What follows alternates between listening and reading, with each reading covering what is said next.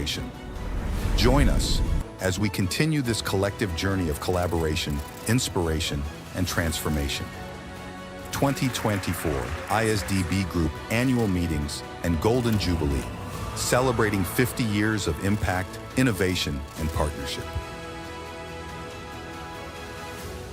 Cherishing our past, charting our future. نحن نخدم الإنسانية. Welcome to the heart of innovation, where the sand dunes of time meet the waves of progress.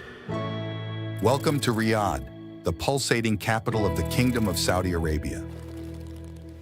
In the cradle of civilization, where dreams soar higher than the desert dunes, a beacon of hope rises. For 5 decades, the ISDB has been a catalyst for change, empowering nations and transforming lives. As we celebrate half a century of resilience, determination, and progress, join us for a monumental event under the patronage of the custodian of the 2 holy mosques, King Salman bin Abdulaziz Al Saud. Ministers, policymakers, industry leaders, and changemakers from 57 member countries and many partner organizations will converge to better shape the future of sustainable development. From 27th to 30th of April 2024, Riyadh will be the epicenter of global dialogue and collaboration. Join us as we continue this collective journey of collaboration, inspiration, and transformation. 2024 ISDB Group Annual Meetings and Golden Jubilee, celebrating 50 years of impact, innovation, and partnership. Cherishing our past, charting our future. نحن نخدم الإنسانية. Welcome to the heart of innovation, where the sand dunes of time meet the waves of progress. Welcome to Riyadh, the pulsating capital of the Kingdom of Saudi Arabia. In the cradle of civilization, where dreams soar higher than the desert dunes, a beacon of hope rises. For 5 decades, the ISDB has been a catalyst for change, empowering nations and transforming lives. As we celebrate half a century of resilience, determination, and progress, join us for a monumental event under the patronage of the custodian of the 2 holy mosques, King Salman bin Abdulaziz Al Saud. Ministers, policymakers, industry leaders, and changemakers from 57 member countries and many partner organizations will converge to better shape the future of sustainable development. From 27th to 30th of April 2024, Riyadh will be the epicenter of global dialogue and collaboration. Join us as we continue this collective journey of collaboration, inspiration, and transformation. 2024 ISDB Group Annual Meetings and Golden Jubilee, celebrating 50 years of impact, innovation, and partnership. Cherishing our past, charting our future. نحن نخدم الإنسانية. Welcome to the heart of innovation, where the sand dunes of time meet the waves of progress. Welcome to Riyadh, the pulsating capital of the Kingdom of Saudi Arabia. In the cradle of civilization, where dreams soar higher than the desert dunes, a beacon of hope rises. For 5 decades, the ISDB has been a catalyst for change, empowering nations and transforming lives. As we celebrate half a century of resilience, determination, and progress, join us for a monumental event under the patronage of the custodian of the 2 holy mosques, King Salman bin Abdulaziz Al Saud. Ministers, policymakers, industry leaders, and changemakers from 57 member countries and many partner organizations will converge to better shape the future of sustainable development. From 27th to 30th of April 2024, Riyadh will be the epicenter of global dialogue and collaboration. Join us as we continue this collective journey of collaboration, inspiration, and transformation. 2024 ISDB Group Annual Meetings and Golden Jubilee, celebrating 50 years of impact, innovation, and partnership. Cherishing our past, charting our future. نحن نخدم الإنسانية. Welcome to the heart of innovation, where the sand dunes of time meet the waves of progress. Welcome to Riyadh, the pulsating capital of the Kingdom of Saudi Arabia. In the cradle of civilization, where dreams soar higher than the desert dunes, a beacon of hope rises. For 5 decades, the ISDB has been a catalyst for change, empowering nations and transforming lives. As we celebrate half a century of resilience, determination, and progress, join us for a monumental event under the patronage of the custodian of the 2 holy mosques, King Salman bin Abdulaziz Al Saud. Ministers, policymakers, industry leaders, and changemakers from 57 member countries and many partner organizations will converge to better shape the future of sustainable development. From 27th to 30th of April 2024, Riyadh will be the epicenter of global dialogue and collaboration. Join us as we continue this collective journey of collaboration, inspiration, and transformation. 2024 ISDB Group Annual Meetings and Golden Jubilee, celebrating 50 years of impact, innovation, and partnership. Cherishing our past, charting our future. نحن نخدم الإنسانية. Welcome to the heart of innovation, where the sand dunes of time meet the waves of progress. Welcome to Riyadh, the pulsating capital of the Kingdom of Saudi Arabia. In the cradle of civilization, where dreams soar higher than the desert dunes, a beacon of hope rises. For 5 decades, the ISDB has been a catalyst for change, empowering nations and transforming lives. As we celebrate half a century of resilience, determination, and progress, join us for a monumental event under the patronage of the custodian of the 2 holy mosques, King Salman bin Abdulaziz Al Saud. Ministers, policymakers, industry leaders, and changemakers from 57 member countries and many partner organizations will converge to better shape the future of sustainable development. From 27th to 30th of April 2024, Riyadh will be the epicenter of global dialogue and collaboration. Join us as we continue this collective journey of collaboration, inspiration, and transformation. 2024 ISDB Group Annual Meetings and Golden Jubilee, celebrating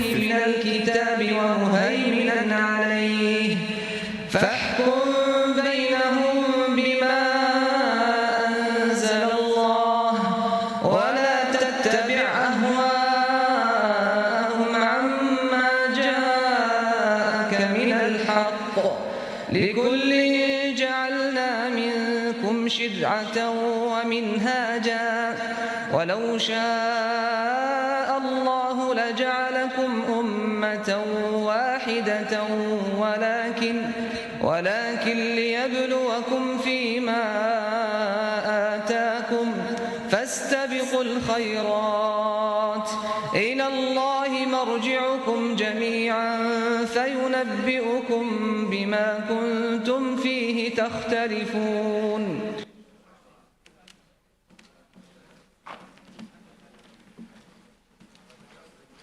To start, we've prepared a couple of short videos showcasing the impactful developmental and humanitarian work conducted by the Islamic Development Bank and King Salman Humanitarian Aid and Relief Center in collaboration with our partners in the philanthropic community.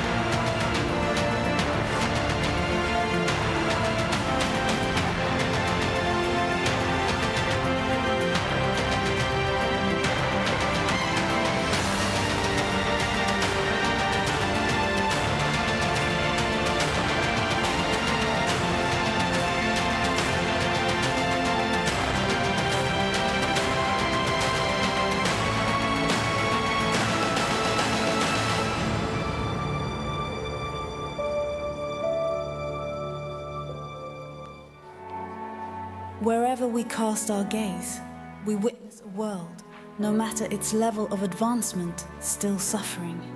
Endless challenges, disasters and problems, complex crises. The ones who suffer the greatest losses are the most vulnerable groups around the world. As compassionate human beings, born with empathy, awareness and conscience, we must respond and work in an organized movement. Therefore, humanitarian, relief and charitable efforts must come together. It is imperative that we work together with all responsibility and cooperation to achieve the goals of our organizations, conferences and forums, and to always reach the desired results. This is how we maximize our efforts and bring about positive transformations in our world. Today, we are responsible and able, through our cooperation, to change the lives of millions of people effectively and powerfully in need around the world. الله عيونك حلوة كثير. شعور لا يوصف. أسأل الله سبحانه وتعالى أن يتقبل هذا العمل وأن يكتب لنا إن شاء الله الأجر والمثوبة من عنده.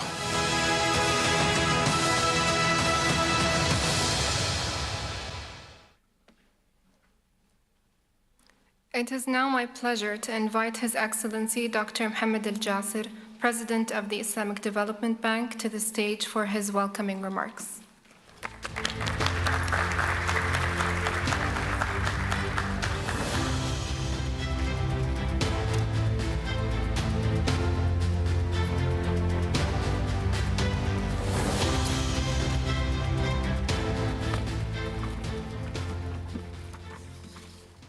بسم الله الرحمن الرحيم.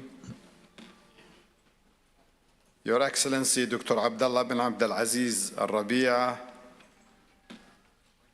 Mr. Bill Gates, distinguished guests, dear friends and colleagues, Assalamu alaikum wa rahmatullahi wa barakatuh. On behalf of the Islamic Development Bank and the King Salman Humanitarian Aid and Relief Center, I extend a warm welcome to all of you to the inaugural Islamic Development Bank King Salman Relief Philanthropy Forum. Today, we celebrate two critical elements: good news and hope. The good news lies in our flourishing partnership. Over 15 years, your generous contributions exceeded $2.3 billion, primarily through trust funds, which have been very instrumental. We deeply appreciate your trust in our ability to deliver impactful results. Hope emerges from the potential for even greater impact when we combine our strengths.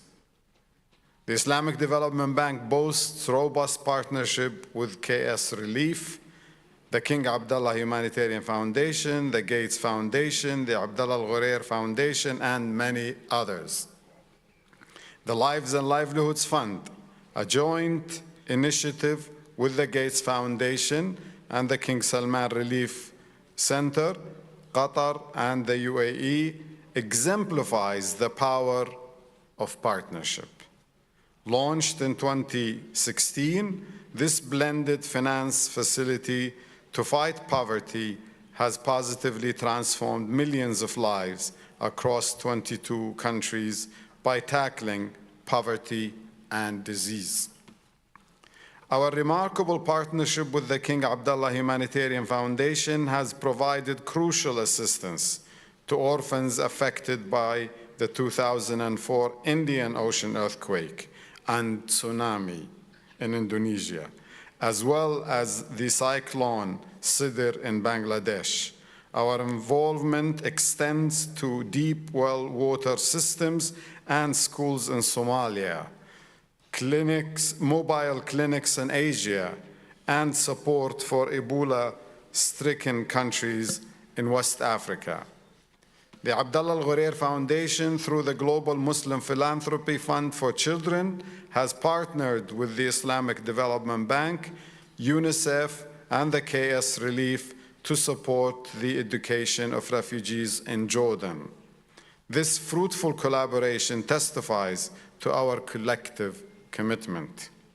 The Islamic Development Bank administered the Afghanistan Humanitarian Trust Fund, supported again by the KS Relief and the Saudi Fund for Development, is another testament to our collaborative efforts.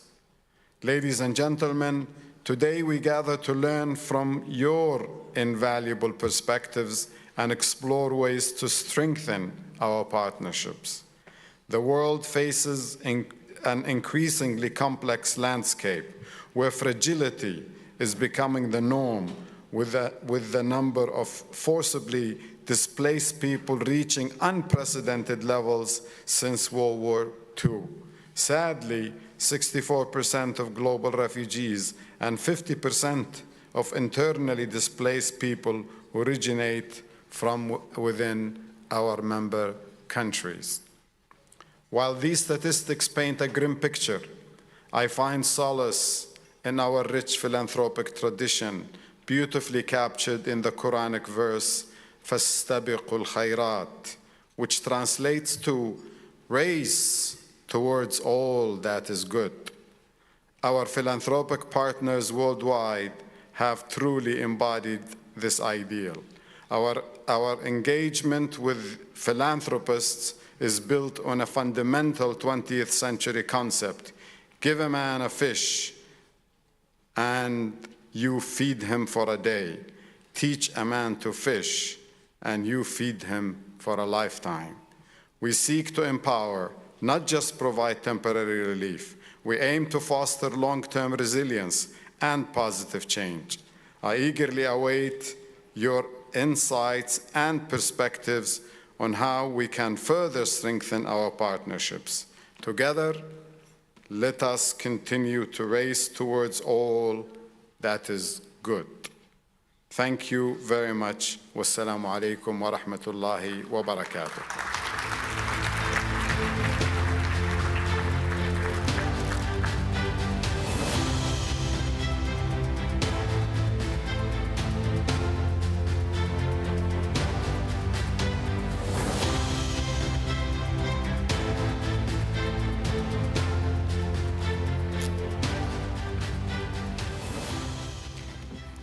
Thank you, Your Excellency, for those inspiring words. And now I would like to welcome His Excellency Dr. Abdullah Rabira, Supervisor General of King Salman Humanitarian Aid and Relief Center, to share his remarks.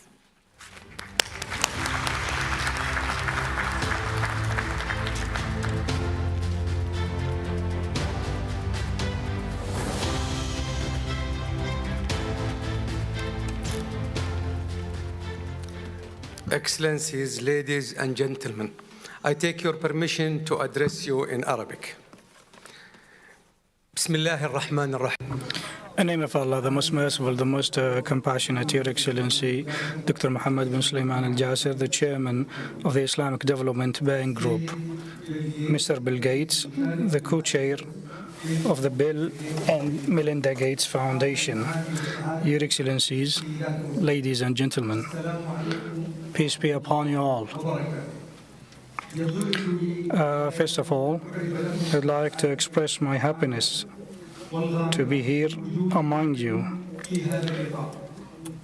And on behalf of my colleagues at the King Salman Humanitarian Aid and Relief Center, I would like to extend my best congratulations to my brother, His Excellency Dr. Mohammed Sulaiman Al-Jasir, and the employees of the Islamic Development Bank Group on the occasion of its 50th anniversary. The title of this celebration is Cherishing Our Past, Charting Our Future, Originality, Solidarity, and Prosperity. is needed, and it is indeed an appropriate one. And the KS Relief, in confirmation of that, is delighted to be a contributor to your efforts in order to help in the sustainable development and the impactful global initiatives worldwide, and in particular in the member states of the group. Dear brothers and sisters, ladies and gentlemen, our collective efforts have reached nearly 1/5 of the world's population, helping, as in your stated mission, to equip people to drive their own economic and social progress at scale, and putting the infrastructure in place in order to enable them to fulfill their potentials. The Kingdom of Saudi Arabia is one of the largest donor countries in the world, and through the KS Relief, its humanitarian arm was able to implement many innovative projects in cooperation with 180 partners. And as a founder and the host of the Islamic Development Bank Group, it has contributed through the center to a number of successful programs and funds over the years. One of these is the Global Muslim Philanthropy Fund for Children, which works to maximize the impact of Islamic giving by providing some life-saving humanitarian aid to vulnerable communities and addressing the child-focused sustainable development goals. In addition to that, the Lives and Livelihoods Fund is yet another initiative in which the Saudi Arabia has been deeply involved with the IDB, as well as with Bill and Melinda Gates Foundation and the UAE and Qatar. And the purpose of this fund is to eliminate the obstacles that keep individuals, organizations, and governments of some poorest countries from accessing the resources they need and the impacts of this action was obvious in 22 member states. As a continuation of the successful partnership between KS Relief and the Islamic Development Bank Group in providing aid to the people around the globe, and within the framework of the cooperation agreement concluded between the two parties in last December 2023, we are delighted in the center to announce today that we launched 12 medical projects, volunteer projects, to combat blindness in Niger, Chad, and Mozambique. And these projects will be implemented during this year, 2024.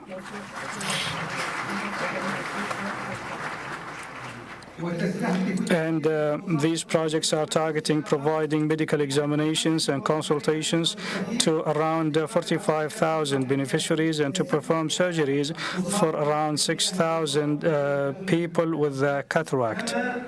In addition to that, we are pleased to announce the signing of a financial contribution memorandum with the Islamic Bank Group for the benefit of the Global Islamic Fund for Refugees in the amount of $10 million.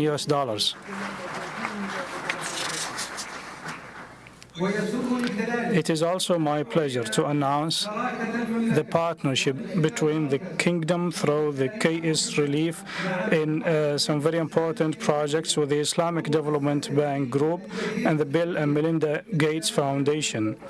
These projects include the initiative to eradicate the global polio and the Lives and the Livelihoods Fund, which target the member countries of the group. Distinguished guests, this partnership is based on the humanitarian dimension, based on the values of solidarity and helping the poor. And the Quran says, and do good. Indeed, Allah loves the doers of good. So helping others is not our religious and moral obligation only, but it is an inherent value stemming from the teachings of our religion, and this is the mission of the Saudi Arabia and the humanitarian mission of it. In conclusion, I would like to congratulate the IDB and all its member countries who have worked so diligently to uphold the values upon which this organization is based, and we are all committed to these values. We pray to God that our work will continue until all people of the world are able to live in peace, security, and prosperity, and peace be upon you.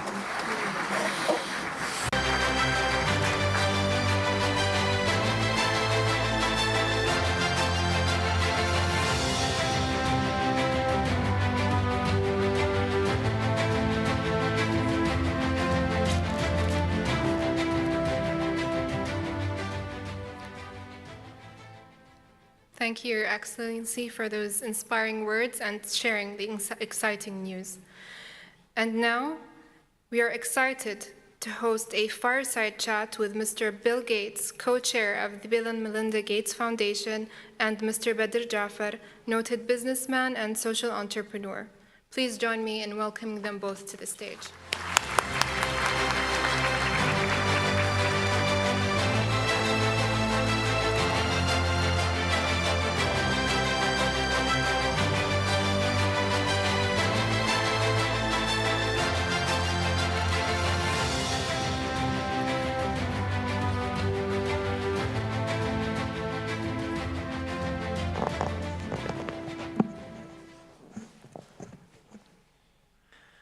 Bismillah ar-Rahman ar-Rahim.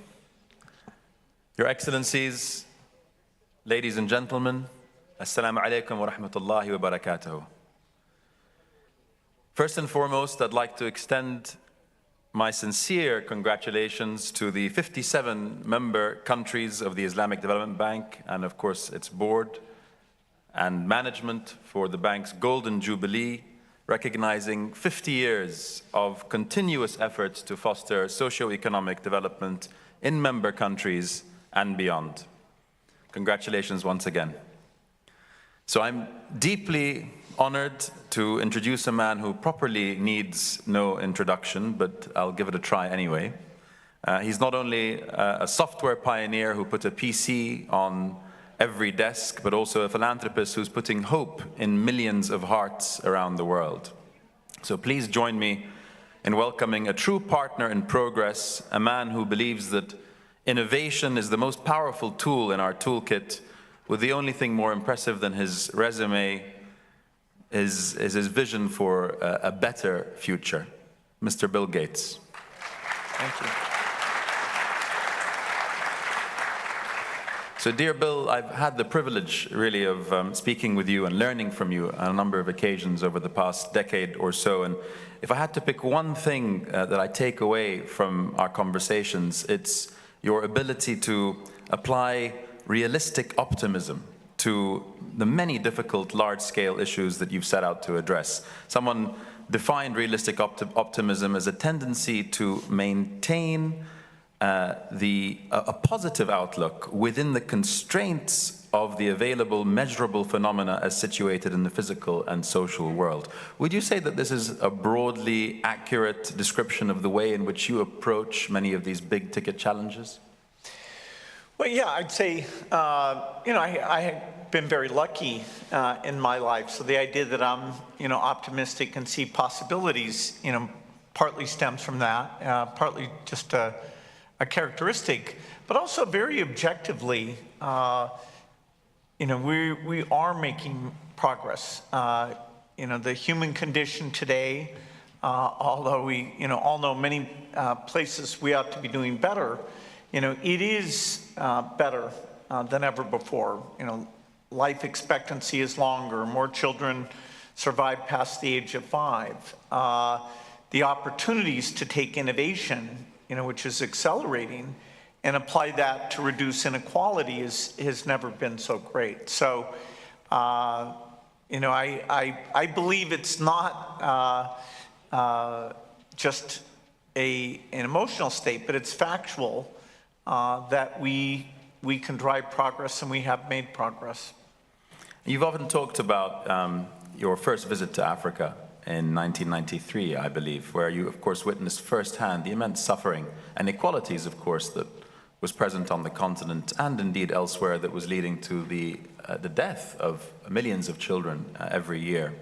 And thanks to yours and others' efforts over the years, just as you've mentioned now, many of those trend lines are heading now in the same direction. However, of course, there are still many complex, stubborn, structural problems that must be tackled. More philanthropists from this region of the world are looking to deploy their energies and their capital globally. But many are faced with the dilemma of wanting to have global impact at the same time as prioritizing the numerous local and regional urgent needs, which of course are many.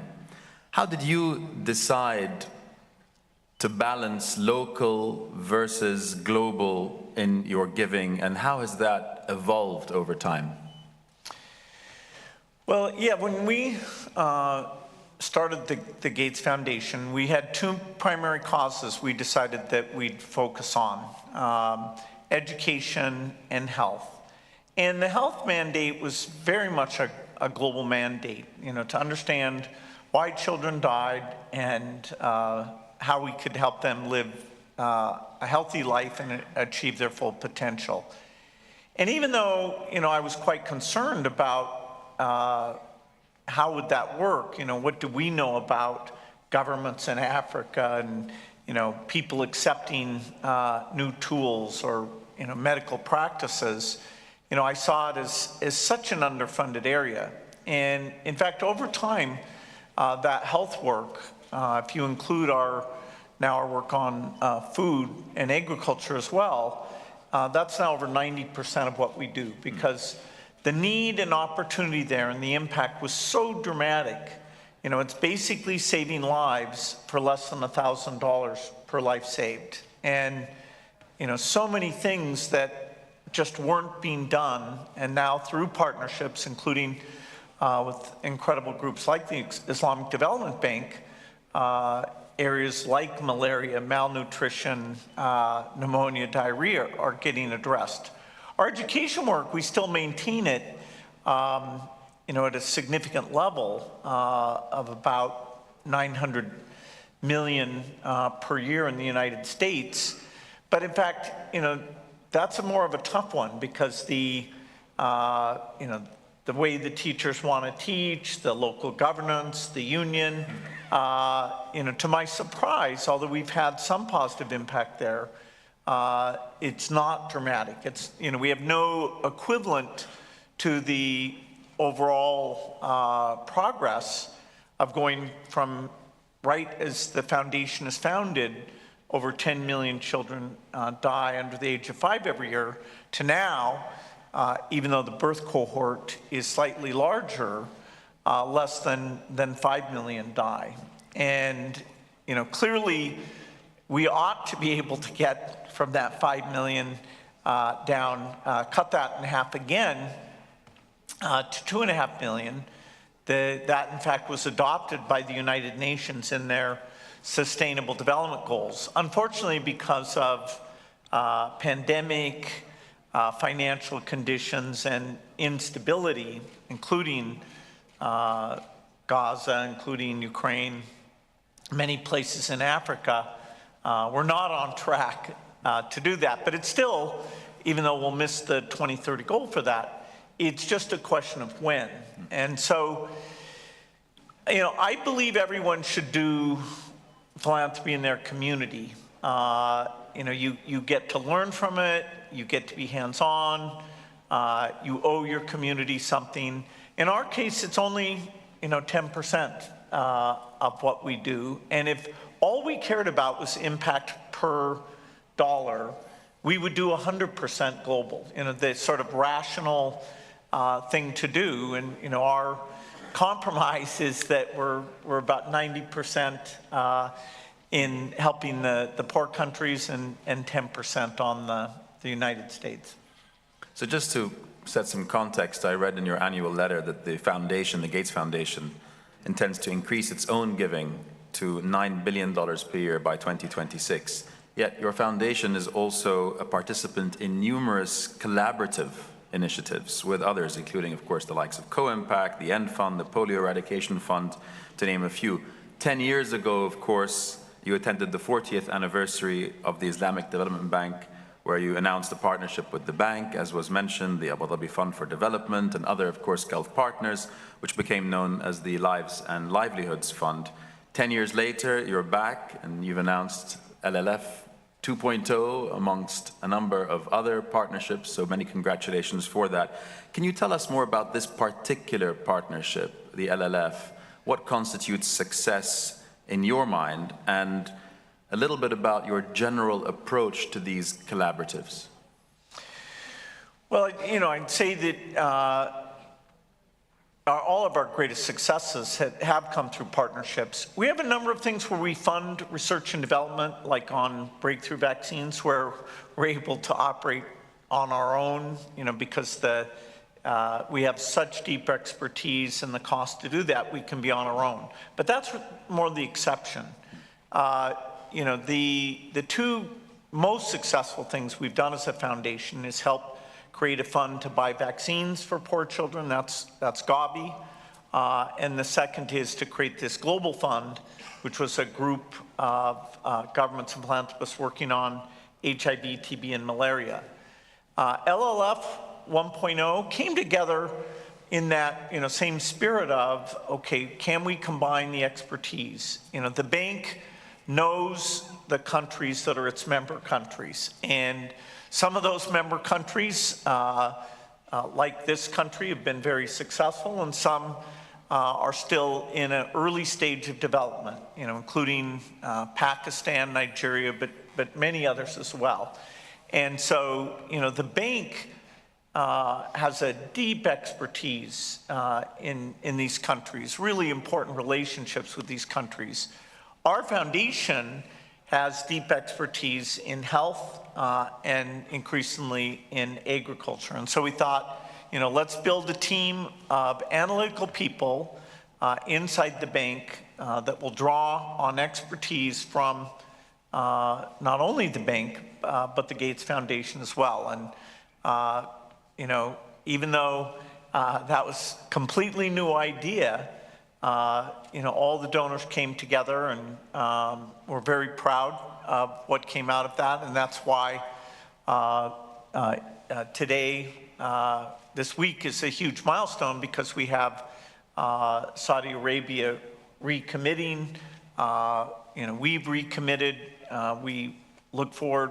We think we'll get many other donors recommitted and go on and do even more than we did with 1.0. And there's a whole list of things, including polio, malaria, agriculture, including in Pakistan and Nigeria and other places that are daunting, and yet the needs there are so incredible. And so it's a combining of strengths, and that leap of faith that built the partnership has borne out.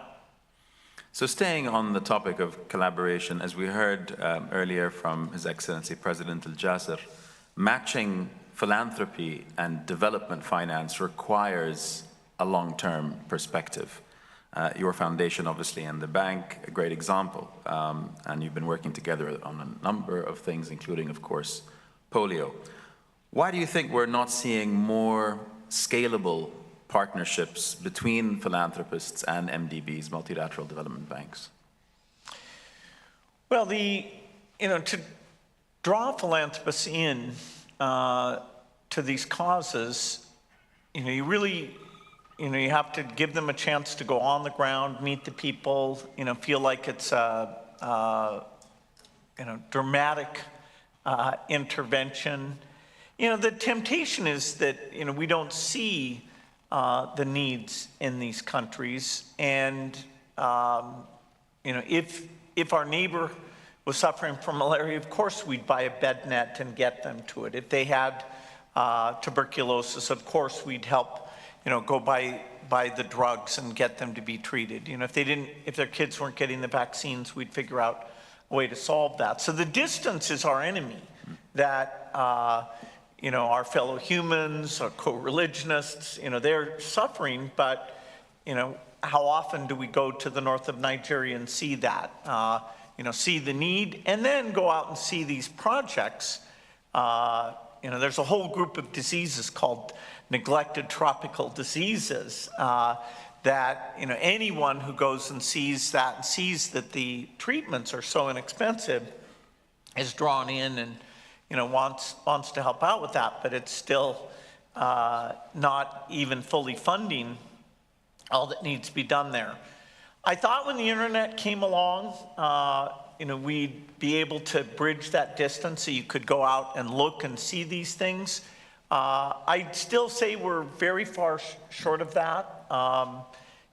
It's still very different to go in person and meet and talk to the recipients. And so, how do we get not everyone to go, but people who can come back and bear witness and say, no, it's not some far away unknown result. This is gigantic in human terms. Even in our partnership with the United States government, one of our most valuable things has been having politicians, senators in particular, go over to Africa. Often, they'll take their wife along with them, and it's the wife who says, hey, look at this, you need to do more, and the senator will say, okay, I will.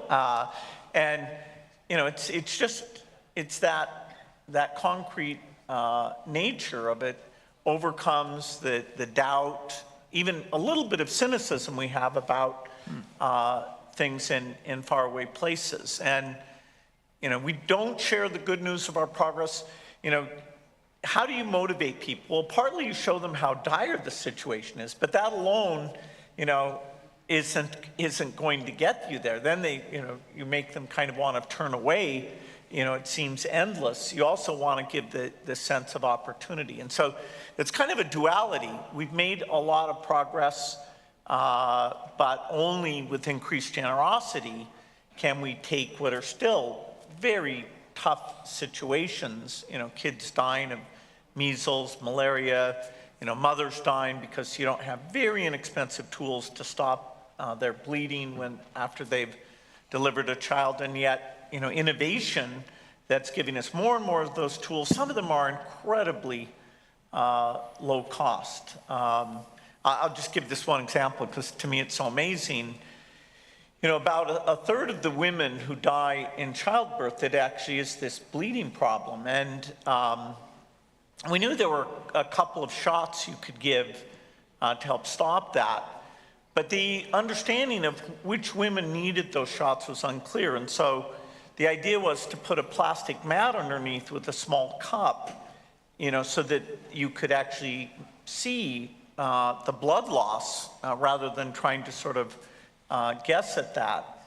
And by telling people to use these tools at a pretty modest blood loss level, we were able to cut down by 70% these deaths. And these, it's $2 of drugs. And usually when they do medical trials, this was a 3-year trial, but in a year, they actually look at the data to see if the placebo arm and the treatment arm, how they're differing. And often what they'll see is that you're not having much impact, and so they'll say the trial's futile. Very rarely your impact is so incredible that they decide continuing a trial where you have some patients receiving placebo, that is no drug at all, that's completely unethical. And so this was the case, that a year into it, they called us up and says, you've got to stop this trial. And we go, why? And they say, because we cannot do placebo. We must use this tool. And so that's just one example that, will save not only hundreds of thousands of lives, but what that means, for the children who are involved in that is pretty dramatic. Yeah, and a very powerful example. So thank you for that. Since you brought up the internet and the role of technology, When you think about collaboration, we ostensibly mean collaboration between human beings. What future do you see for collaboration in philanthropy with the machine? What impact do you think the maturation of technologies like AI and blockchain will have on philanthropy in the years to come? Yeah, I mean, I cannot overstate the impact that AI is going to have on every field of human endeavor. You know, whether it's discovering new drugs for healthcare intervention, whether it's delivering medical advice, whether it's giving every kid a personal tutor that talks to them in their language and not only understands the subject area, but also understands their motivation and how to keep them engaged in a particular topic. You know, there was kind of a breakthrough in this area with the ChatGPT-4 less than 2 years ago. And so we are at the very earliest stage of this, and yet already, you know, where do we have the most shortage of doctors? In Africa. Most people never see a doctor, not once in their life. You know, where do we have the greatest shortage of teachers? Well, in Africa. And so, you know, the opportunity now to take this and, you know, give great advice to somebody who's pregnant. You know, we're actually connecting the ultrasound up to the AI, and it can diagnose whether your delivery is going to be a simple one or be complicated. So, you know, in advance, you can tell the mother, hey, you should get to a healthcare place where, if necessary, they can do a C-section, or no, you can stay at home. It's just fine. And you know, that AI is showing unbelievable ability to predict and help out. And it's a very cheap, the actual sensors now only a few $100s. So AI is coming into all of these different endeavors. And you know, so one of the things I say is, okay, if somebody's putting $100 billion into philanthropy, whether it's Microsoft or Google or Saudi Arabia or whoever, you know, let's reserve a few percent of that so that we have some of that capacity on a philanthropic basis for healthcare in poor countries or education in poor countries. It isn't taken shape yet, and I think actually, you know, that's going to be one of the topics that as we deepen what the Gates Foundation is doing here in the Middle East, including the leading countries, you know, saying, okay, you're all excited about AI, you're getting out in the front, you're going to provide a lot of the data centers, but let's not only do the commercial side, let's also do the humanitarian side as that becomes clear. So moving to another stubborn challenge, climate change, or we're the stubborn ones. We're just past the 4-month mark since COP28 UAE and the historic UAE consensus, and the sort of whole of society approach that was really the vision of Dr. Sultan Al-Jaber saw the most inclusive climate conference in the world, where we had, I think, the most geographically diverse convening, but also sectorally diverse. And I saw that firsthand. I had the honor to chair the Business and Philanthropy Climate Forum, which you very kindly participated in, and we had 1,300 CEOs and 400 foundation heads from over 80 countries in the world, all bringing their unique strengths to be greater than the sum of their parts, helping to deliver new initiatives and projects, and just that one conference itself, over $8 billion in new commitments. And I think it's accepted now, or at least I hope it's accepted, that we need the authentic engagement of philanthropy and business if we're going to move from pledges and announcements to action and implementation. Are you optimistic that we're going to see more cross-sectoral collaboration for climate and nature action? And how concerned are you that we're currently off track in meeting the climate goals set by the UN? Well, you know, there's another topic where, it's definitely a glass half full. You know, I think that COP meeting significantly exceeded my expectations. Not only was it hosted very well, but also the spirit that the businesses coming into it showed, as well as the philanthropists, was very impressive to me. And what we saw was a mixing of small innovative companies who have new climate ideas, some of them financed by a group I helped create called Breakthrough Energy, but not only those companies, that they were able to meet with the big companies and say, okay, you know, this is still early stage. It needs to be scaled up. As we scale it up, we need to get the cost to come down. And so the amount of collaboration across every area of emissions is quite good. Sadly, you know, we are not going to meet the most ambitious goals. And so at the same time as we reduce emissions, which they call mitigation, we also have to continue to help out the poorest, not by diverting money away from the things we're doing, but, you know, think about health as even more important. And, you know, where is climate going to make health more difficult? You know, likewise, you know, we still need, you know, education. So it's all still in this development framework, but with climate being a headwind that makes development even harder than if we didn't have that there.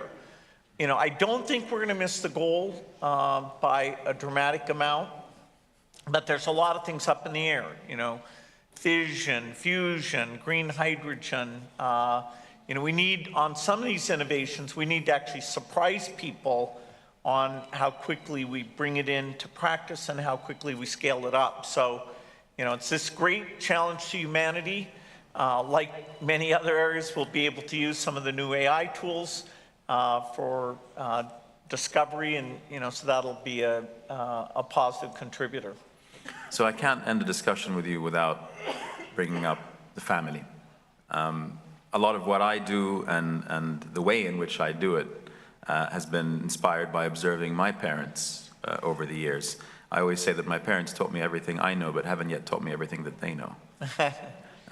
Last year you became a grandfather, so congratulations once again, and openly commented how this gave new dimension to your work. What key lessons did you learn from your late mother and father that inspired your philanthropic journey, and how do you transpose those value systems onto your children and now grandchildren? Well, I was very lucky that not only did my parents set a great example of generosity with financially, but also in terms of the time that they gave. They were very, very involved in the community. In fact, when my dad wrote his memoirs, his title was Showing Up for Life, that you really got to show up and show up in your community again and again and again. And he really modeled that behavior for me. Likewise, my mom, when Microsoft was getting successful, said, hey, you've got to get your employees as part of payroll deduction, helping out with these community activities. And you know, that's super important. And so we went ahead and we did that. In fact, when I finally did start the foundation and I was still full-time at Microsoft, my dad was the first co-chair and got things going for about 8 years until I was able to retire and make the foundation my full-time work. So yeah, I do think parents kind of set the trend, you know, so that when people say to me, why do you do philanthropy? You know, I have to think, oh, okay, I saw that as a role model. Now, you know, through luck, I was able to do it at a scale that went beyond, but the spirit of it is exactly that way. And, you know, so, yeah, I think it's very much families. You know, we encourage, you know, families to think about philanthropy as something that really brings them together, that they can, you know, view as a great, both responsibility, but a fun activity. So final question, if I may.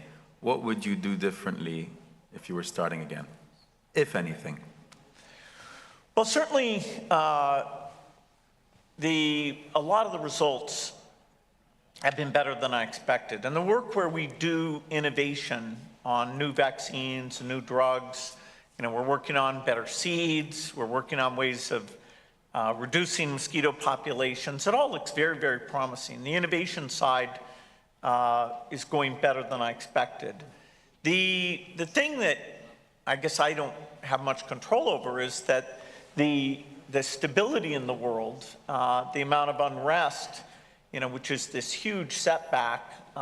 It's a setback in the areas where you have the unrest. It's also a gigantic effect in that, now European countries that are the most generous in aid are feeling this need to actually cut their aid budgets. So the EU, France, UK, Germany have all in the last 18 months cut their aid budgets. And, partly it's the demands from Ukraine, partly they have to raise their defense budget, and so if we didn't have this unrest, then we wouldn't, be having this challenge, which particularly given interest rates being high, the recipient countries are going to have to really prioritize the spending that we have there.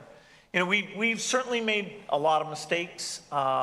In education, I was over-optimistic about our ability to influence educational practices. The politics of that were complex. I still believe in what we're doing there, although now a lot of that bet is connected with this AI tool that, this time I'm sure we'll get this to be right, and that's something that will apply not only to the United States, but the world at large.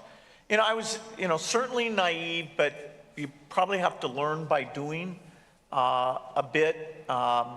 You always bring a little bit of your previous work, into your new work, so, my belief in technology, that had to be mapped onto, okay, but how do you deliver in rural areas? In northern Nigeria, okay, how do you help the government get the primary healthcare system to be strong?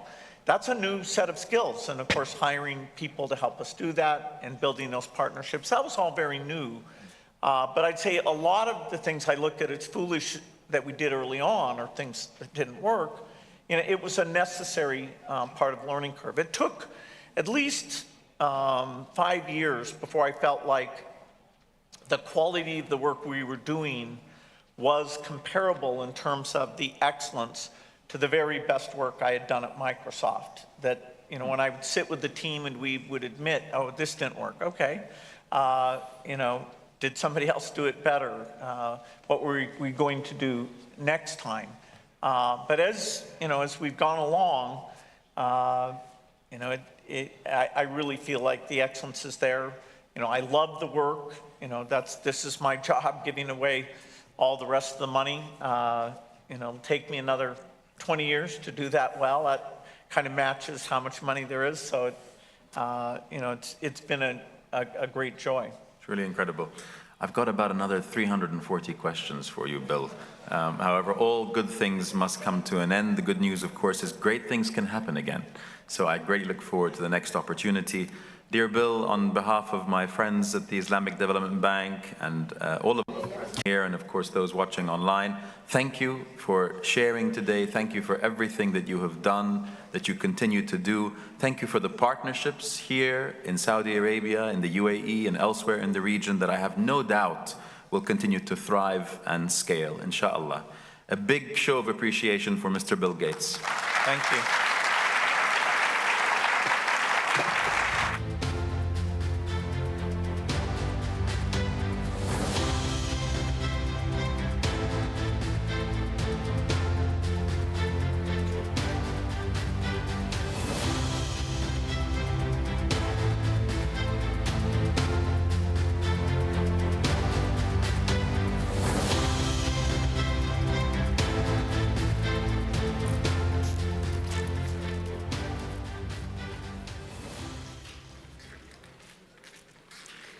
Ladies and gentlemen, I'm sure we'll all agree that that was a very interesting discussion. Thank you again, Mr. Bill Gates and Mr. Badr Jafar.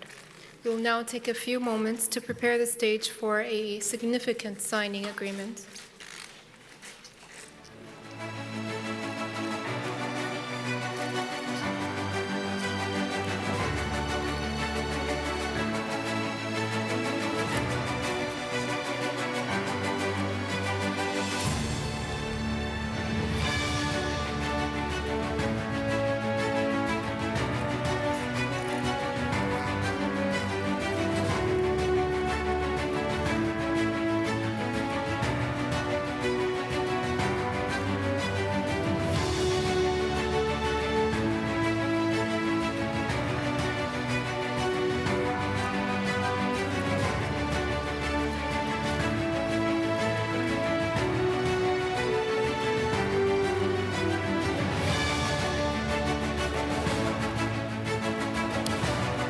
I would now like to invite Dr. Hiba Ahmed, Director, Her Excellency, Director General of the Islamic Solidarity Fund for Development, to the stage to introduce and witness the significant signing.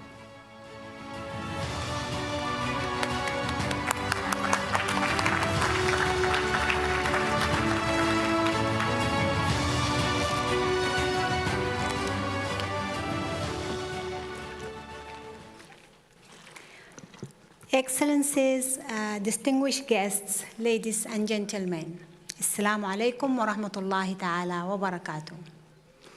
The Islamic Solidarity Fund for Development, the poverty reduction arm of IDB, is extremely pleased to welcome you to this signing ceremony today, where King Salman Humanitarian Aid and Relief Center will be signing a donor contribution memorandum for the Global Islamic Fund for Refugees, the GIFR. The GIFR is an innovative initiative established by ISFD and UNHCR, ensuring sustainable financing to projects and programs of livelihood and economic empowerment, climate change, water and sanitation, serving refugees and forcibly displaced people. King Salman Humanitarian Aid and Relief Center will be contributing $100 million to the GIFR capital. This contribution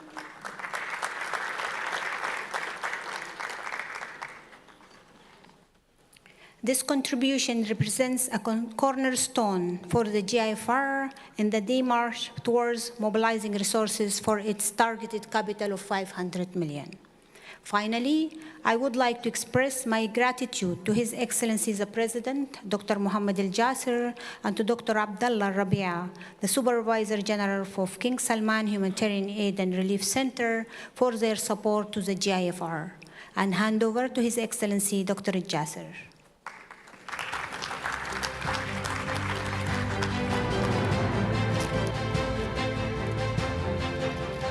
Thank you, Dr. Hiba. I would like to invite His Excellency Dr. Mohammed Al-Jasser and His Excellency Dr. Abdullah Rabia for the official signing agreements.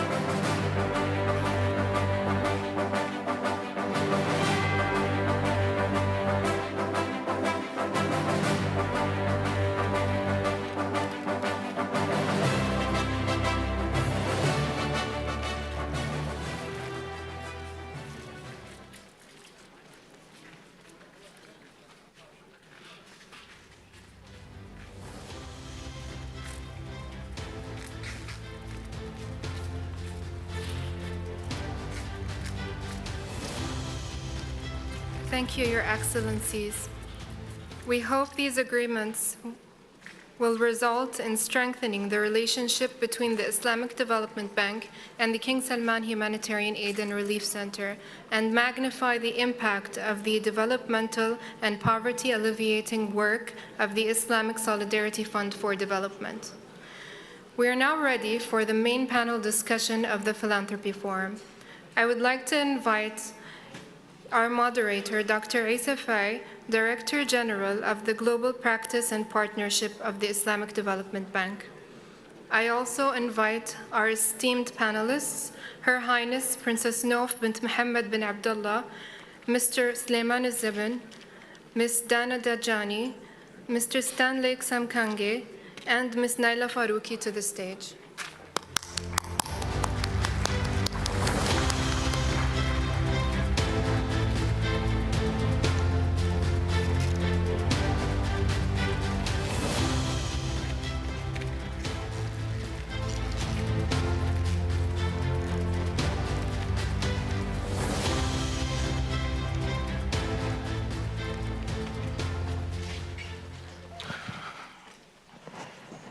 Bismillahirrahmanirrahim. Excellencies, ladies and gentlemen, Assalamu alaikum wa rahmatullah wa barakatuh. My fellow panelists, we have a very difficult task ahead of us. After a fireside chat with an iconic figure like Bill Gates, and after speeches like the one that was delivered by the President of the Islamic Development Bank, Dr. Al-Jasser, I think that we have a very, very big task to elevate our game and see if we can match the expectations. But while we're here today, just as a way of introducing the subject a little bit, just reflect and just set the scene so that we can have a conversation. The world is going through turbulent time. We are going through trying times. And despite of the efforts that have been put together by different entities through the development communities, you go through multilaterals, bilaterals, governments, we're still really far from reaching or achieving the target of the SDGs. We are not on track into achieving the SDGs. We are far from achieving that. And the last UN SDG report is telling us that half of the world is being left behind. So poverty is there and it's coming back because millions of people are being pushed back to poverty. And when you look back really near to us, in our member countries, almost 30 out of 57 are fragile countries. And it comes with a disproportionate effect on vulnerable populations. And then whose health, education, and are already compromised. So the situation is becoming harder and harder as we go forward. Only 1 in 3 people in fragile contexts have received a dose of vaccine, or COVID vaccine, compared to 3 out of 4 in the OECD countries. When you look at the FAO report, 1 in 10 people living in the world is not able to feed itself adequately. And then a last figure that I want to leave with you is that according to the UNHCR, we have exceeded the 1 million bar in terms of displaced people in the world. And these people, they need help. They need a great support in terms of innovative ways of funding and development. And to my sense, this is why we need philanthropy. This brings me to this subject, why do we need philanthropy? We're going through difficult times. And despite of the efforts that we've been doing all in the development communities, we have to bring in new innovative ways of solving the problem. There are other characteristics. One is, by definition, what is philanthropy? It is a means, to me, philanthropy is about generosity. And then you heard from the fireside chat, and generosity doesn't mean only financial resources. It means also giving back to community, giving back your time, giving back your talent into community. So philanthropy is well placed to help us give back. Another thing is that philanthropy is an important source to support sustainable development. And not only in the traditional way, but in a more flexible way, in a more innovative way. So we're looking for more creativity and more innovation when we think about philanthropy. And last but not least, I do believe that it has never been as relevant as now to have philanthropy coming into the games. Look at what is happening, polycrisis. We have challenges, economic downturns all over the world. In the aftermath of the COVID-19, we have all these crises, energy, food security, natural disasters, man-made disasters, and so on. So we're looking up to philanthropy to see how we can really combine the traditional source of development with philanthropy to make breakthrough into development impact. And this is, I have with me today a distinguished guest of panels that will help us reflect and then shed some light on these very important questions. So I have with me today, this is why of introduction, Her Highness Princess Nouf bin Mohammed Al Saud, CEO of King Khalid Foundation, Mr. Sulaiman Azabin, CEO of King Abdullah Humanitarian Foundation, Ms. Dana Dajani, Senior Vice President Abdullah Al Ghurair Foundation, Mr. Stanley Samkange, Assistant Executive Director at Interim World Food Program, and Ms. Naila Farouki, CEO Arab Foundation Forum. And the distinguished panelists will help us really a little bit understand better what are the challenges we're going. I'm going to start with Your Highness. Can you kindly tell us about your organization and its mandate? And what are your views on how your organization could be leveraged to ensure equitable access to basic needs across geographies? My organization is the King Khalid Foundation, established in 2001 by a royal decree. Our main goal has always been to serve the community, and specifically the most vulnerable in our communities. King Khalid, peace be upon him, said, Allah yarhamu yaghfir, said that take care of the vulnerable, the strong can take care of themselves. They have reach, they have the ability to do what they need to do. And we do this through mobilizing different stakeholders, through capacity building, through investing in their initiatives, through advocating for their needs. And we do this within Saudi. Now, Saudi, I will shift, if you don't mind, the dialogue from Saudi to other places. Saudi is considered a developing country, but it's an odd position for it. We have a very supportive, we have a strong economy, a supportive government, and the needs we address are usually bottlenecks in systemic issues. Sometimes they appear due to a lack of understanding of the problem through using quantitative data instead of combining it with qualitative data. We can adapt, we can change. So for Saudi Arabia, thank God for us, maybe adaptation would be changing if I'm talking about environment, the air conditioning, mobilizing more finances for a specific group, improving the social protection systems. These are things that we can do. Globally, the problems change and are amplified. If we look at what the ISDB and what, the King Salman Center does, a lot of course, their work is aid, its response to an emerging or an emergency. And more, as you talked with the environmental, climate change and the environmental impact it's having, more of this needs to be deployed. And we are going to run out of cash and money, no matter how generous. And I think almost every Muslim is a philanthropist, no matter what his income state is. But the money isn't there, and the money isn't enough to adapt. So we lack enough going into adaptation.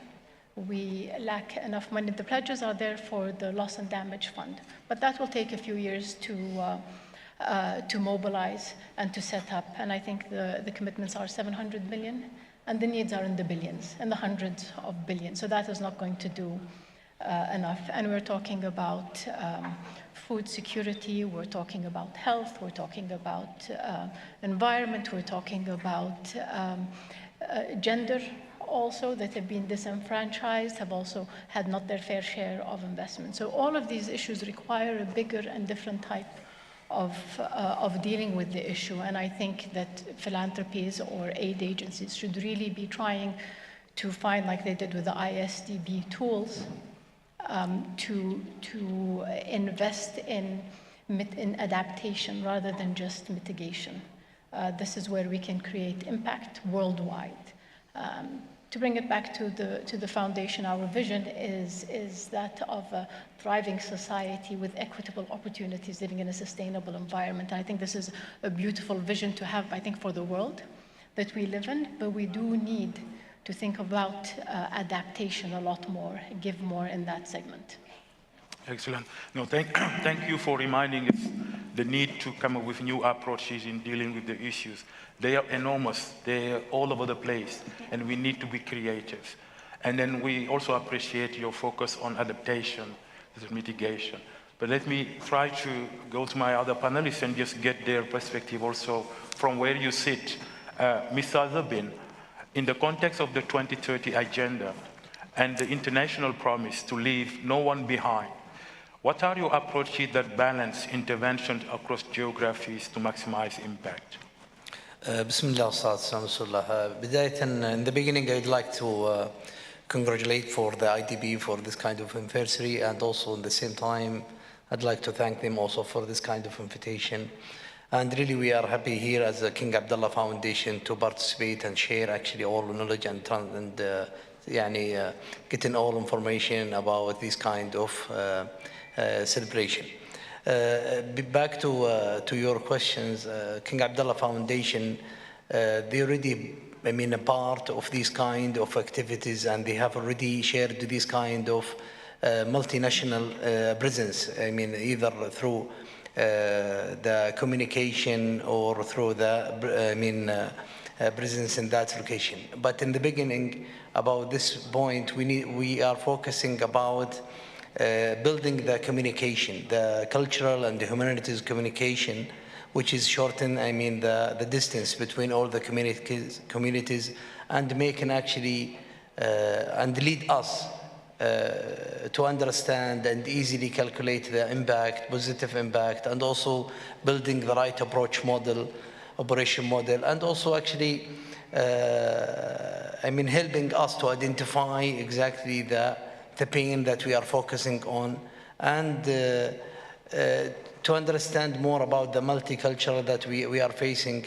in order actually for us to have very positive impact in this kind of project. So in King Abdullah, they already have this kind of partnership, and one example that we have with the IDB, we already have, reaching around 40 million actually people through 17 countries, and this will not come in unless we are building the very strong partnership and actually understanding the culture, understanding the needs that we have it and face it in these kind of countries.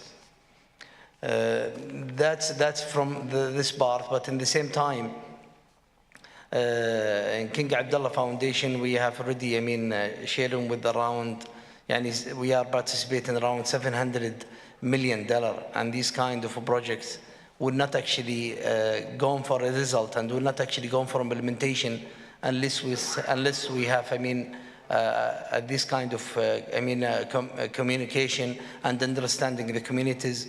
And this will not happen again unless we have a strong partnership like IDB, and also identifying the risk that we're going to face it in this kind of a project, and really how can we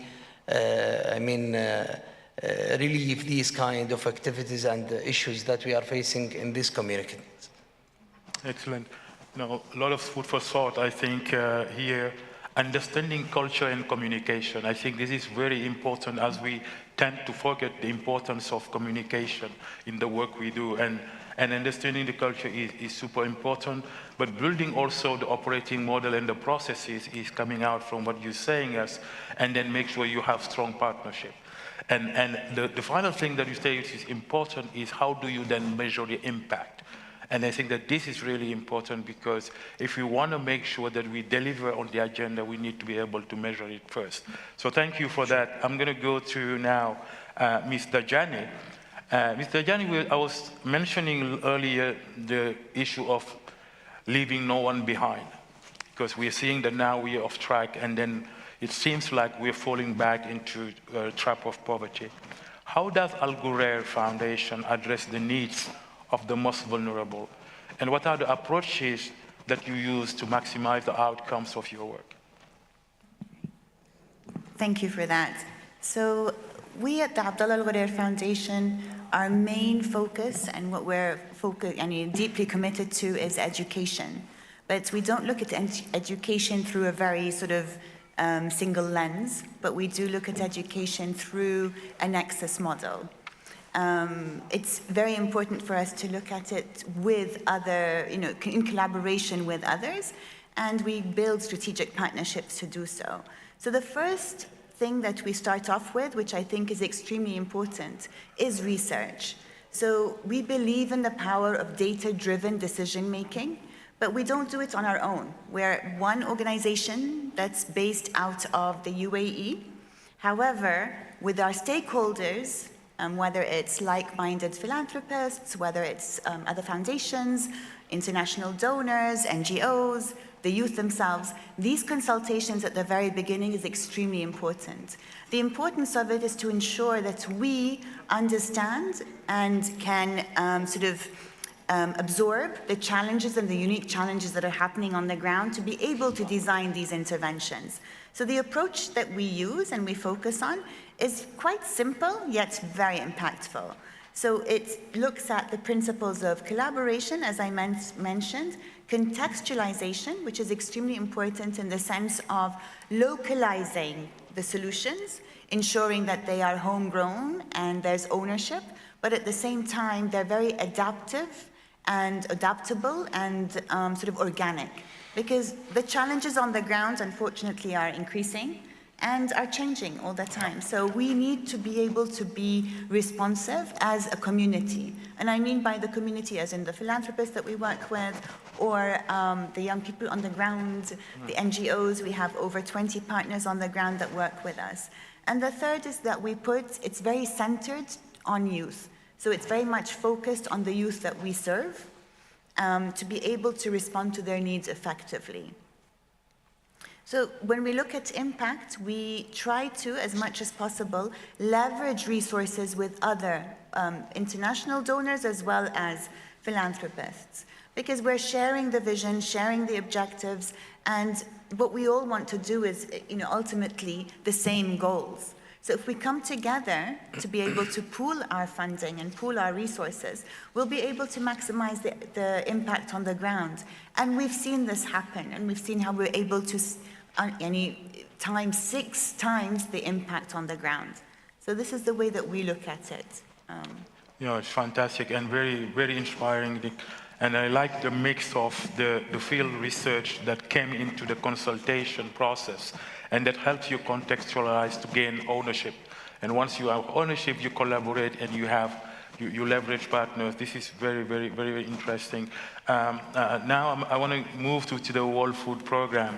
Mr. Samkangi, just going a little bit further from the use to food and nutrition, and trying to see, this is a very important now for modern educational strategies. When I was preparing, I read some document that food and nutrition is now becoming part of the strategies in education. And it can help us go a long way to build resilience and for vulnerable populations. And equitable distribution of food has been always a challenge, as you know, certainly. And it is even more acute now with fragility, context, and displaced people, and so on. And what have been the key strategies to ensure maximizing the reach in numbers of those in need in different settings and contexts? I'm sure from the World Food Program, we have tons of examples to share with us. What's your take on that? Well, thank you, and allow me also first to thank the Islamic Development Bank and King Salman Aid and Relief for organizing this very important meeting, and for Kingdom of Saudi Arabia for hosting it. For us, these are strategic global partners for WFP, and that's evidenced by the fact that we can have this kind of very important strategic discussion. From our standpoint, there are three ways of responding to the question that you asked. First and foremost, we try and buy locally whenever we can. So if we can procure food to support humanitarian operations from a local environment or regionally, we always do that. We're even allowed to pay a little bit more to do that because of the development impact that that can have. It supports strengthening markets, it supports resilience of local populations, and it can reduce the lead time in responding to disasters. So that's the first thing. Second thing, people may not be aware, but actually the World Food Program is the biggest component of the UN system. It's bigger than UN peacekeeping. But we can't do anything on our own. We rely on partners. We work in the deep field. Wherever there's a problem, that's where we are. But we have a logistics and supply chain system that allows us to respond to any disaster anywhere in the world within 24 to 48 hours. That requires significant capacities that do enable us to bridge the gaps when needed. Then the last aspect I would emphasize is the local capacities. The more countries are able to do for themselves, the more quickly they are able to respond, both in disasters and in longer-term crises, the easier it is for us to support when there's a particular need. So we emphasize also strengthening the capacities of countries in which we are working, but also working with local partners, local NGOs, local development agencies. That's critical for long-term sustainability and for strengthening the capacities of countries to support themselves. Excellent. Now, thank you for putting your, the focus on the strengthening the capacity and working with local providers to respond to the needs, and also partnering with other stakeholders is very important. I'm going to come back to you on the question of strengthening capacity to get a little bit more, but I want to go to Ms. Farouqi first. And get her perspective as well. And we've heard a lot of water going into identifying and addressing the needs of the poor and vulnerable. And from your perspective, what coordination mechanism could be put in place to maximize impact in this area of philanthropies and stakeholders, if any? Would be good to shed some light with coordination and how it can go from your perspective.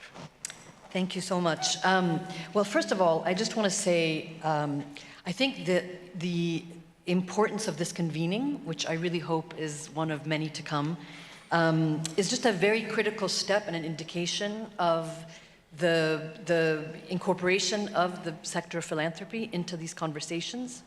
And I think it's a really, especially for our region and for the global south, global majority at large, just that you've allowed to bring the philanthropy sector to the forefront and allowed a visibility and a platform for a sector that really, frankly, should be at the table from the beginning anyway, and is often kind of an afterthought. So I'm very, very grateful for this opportunity. So thank you for that.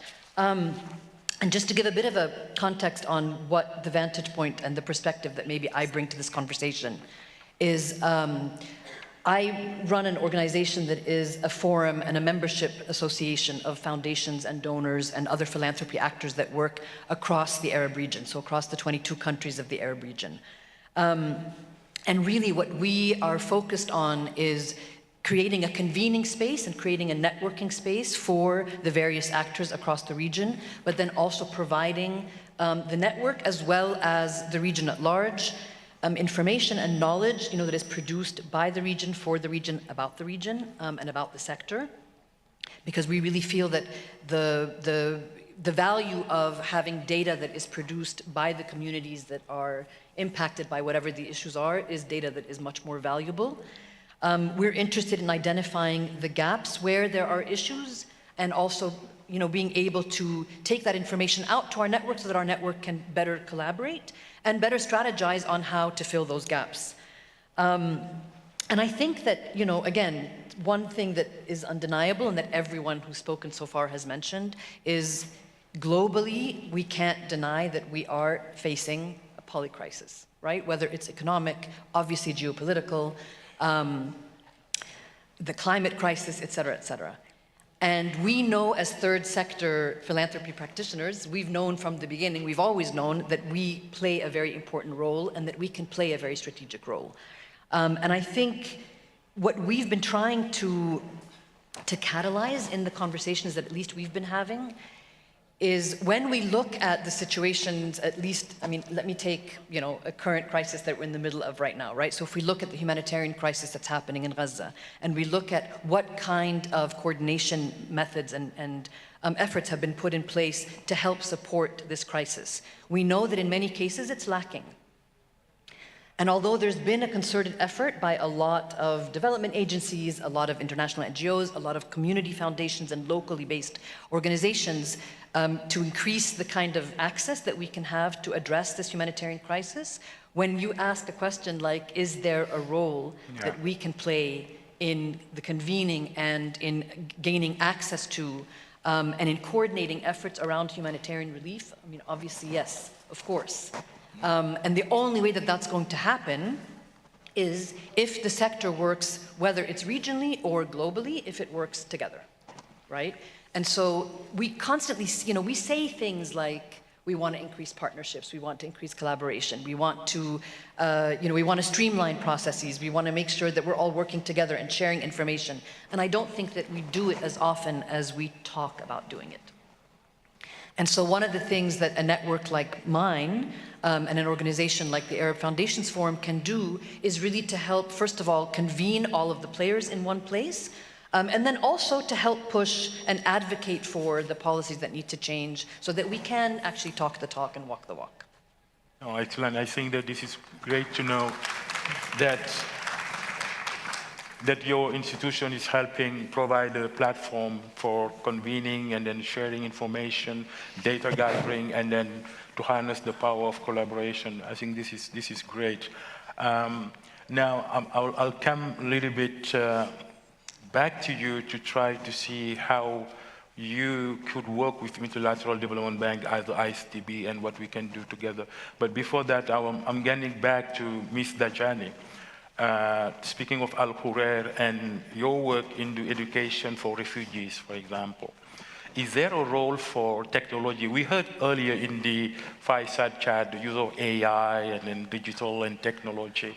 How could you harness technology and helping you achieve your outcome in education? Yes, sure. It was actually exciting to hear about the AI, and this era is very exciting. And so definitely technology plays a critical role. However, before going into that, I think we need to be able to consider in this fast-paced technology world that we live in, is that we need to make sure that it's inclusive and that it's accessible to all, refugees and vulnerable youth. So that's one of the things that we really work on with our partners on the ground who are implementing programs with vulnerable youth and with refugees. There are so many different challenges that we have witnessed, whether it is the digital divide is increasing, the gender digital divide is also increasing as well. With other donors that we have partnered with, like, for example, our partnership with the Islamic Development Bank, with UNICEF, with other local organizations and other international donors, we ensure that access and accessibility to devices, connectivity, these kinds of issues that will open doors for these young people to get digital literacy to start off with, because this is where we've seen the biggest gap. Particularly, this was exemplified at the time of COVID, and since then we've been trying to really reduce this gap. This is one. The second part is really building the skills and foundations of these young people in skills that are needed in the digital knowledge economy. So we have seen this successes on the ground with vulnerable youth, you know, whether it's AI, whether it's cybersecurity, whether it's software programming. And the remote jobs have become a really good option for vulnerable youth and refugees in particular to be able to get jobs in the digital sector. So it's really building that foundational skills for them to enable them to have access and to ensure that when we think of technology, it's very inclusive. I totally agree with you. Technology should not be a panacea. Should be contextual and applied as the needs require, and I totally agree with you. Your Highness, I would like to take your views on the use of technology. Did you harness technology and use it? Do you agree with me and Ms. Dajani that it's not a panacea? I think digital technology is amazing. AI is amazing. The opportunities that are there. And can you imagine with AI in the classroom, teachers can almost tailor the students' needs within the healthcare sector. You know, you have many doctors, but their time is very limited to patients. And if you have something mining the information on a specific patient, it's excellent and it's great. But we need, again, the infrastructure that is there. More importantly, with new technologies, there are disruptions. Right. And I think after the Industrial Revolution, there was a huge, let's say from the 70s, there was a big disruption with automation. However, there were lots of other jobs that were created and new tasks that were put there. And so people benefited. The difference between then and now is that technology and advancements were government-driven. Right now, the driving force are a few companies that are driving this force. So what is the governance that is there? What are these technologies developed for? This is something that is missing and that it is essential. And with all my enthusiasm, I keep thinking about, okay, what is happening to job displacements? Are we at the same time creating new tasks, new jobs? These are created to create efficiencies for businesses. And the biggest cost in businesses is the human cost. And I think we all learned that during COVID, when we were in lockdown. Personally, I know one person who owned a factory, and he said he was lucky because he was able to have his workers live in the factory and continue producing. Most companies, that didn't happen. So why are we really behind automation and AI if we're just keeping it within the business sector developing? Is to reduce costs. Now, what does that do to the social protection systems with all these people? How is it going to be taxed? Are we ensuring that we can cover the needs, even if it's just a small period? Nothing is small if you're out of a job when you're supporting your family, of history. But how are we going to support those people out of jobs? How are we going to reskill, upskill those people? Suddenly, governments are losing a big population of their income makers, let's say.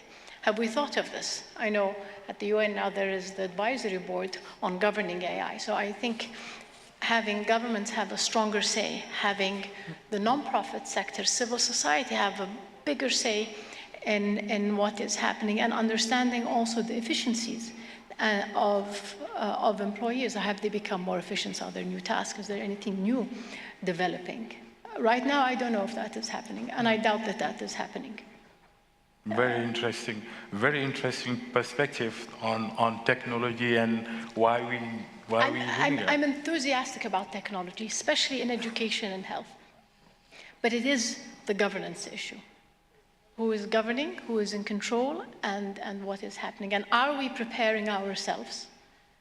Since I work, and most of us here are always working with the vulnerable, are we preparing ourselves for this wave that's going to come, in addition to what we're dealing with as a cause of climate change, political upheavals. This seems like a new agenda for you, helping understand where we go with new technology and then how do we harness it while maximizing the impact. I think that the question, to turn it a different way, is that how can we harness technology in a way that is not harmful for development? I think that this is a good food for thought for all of us to think for real economies, for real communities. Yes, because when you were talking, I was thinking of this process of destruction, construction, the Schumpeter economics thinking, that something good will come out of it because, I mean, government will have to regulate, the civil society will come and play their role, and then at the end of the day, we should be having better outcomes if we manage it well. That's what I would say as an economist. Okay, let me come to Mr. Samkanje, coming back to you, and speaking of the technology, I'm going to stay with the subject and try to see if you see a role for partners. How can we leverage partners, for example, into the capacity development that you are advocating, for example, in the workforce program? Do you use technology, how AI, and how do you bring partners into that area? Well, thank you. And I'd say from our perspective, technology is very important. You know, when you look at people who are in difficult food security situations, you look at the technological state they're in, you can see why things are so difficult. People are often doing things the way they were done 500 or even 1,000 years ago. So technology offers, it's a necessary part of the solution to achieving global food security. For us, there are two aspects of this. One, technology can help us do our job better, help us be more efficient, help us be more effective, help us target more effectively. We collect a lot of data, but analyzing it and targeting to identify those who really are most in need and the best ways of reaching them. So we see a lot of potential for technology to help us and help those who have the responsibility to respond, to do that more efficiently and to do that in terms of better targeting. But there's an equally, if not more important aspect of that, and that is that technology is critical for the people who are receiving support. Yes. And helping bridge that digital divide, that's a critical role that we have to play. One of my favorite programs in WFP was a school meals program in Upper Egypt, where it was we were providing school meals to poor and vulnerable children together with the local authorities. But in addition to the meals, we also worked with partners to provide digital tablets. So in addition to the food being given, also these tablets were given. And actually, this was transformative because the kids came to school early to be able to play with the tablets, but in that process, they started to build digital skills, which they hadn't had before. Also, the teachers stayed in school later because they were able to use the tablets to improve their teaching qualifications. And really, this kind of digital skills building, the technologies, is really critical. That's the big opportunity that we see, and this is something that has to be done with partners. We're not in the business of that kind of technology. We have to work with partners who are also the digital connectivity in Egypt. In Egypt, once you're on the internet, you have an access to all of the things that are published.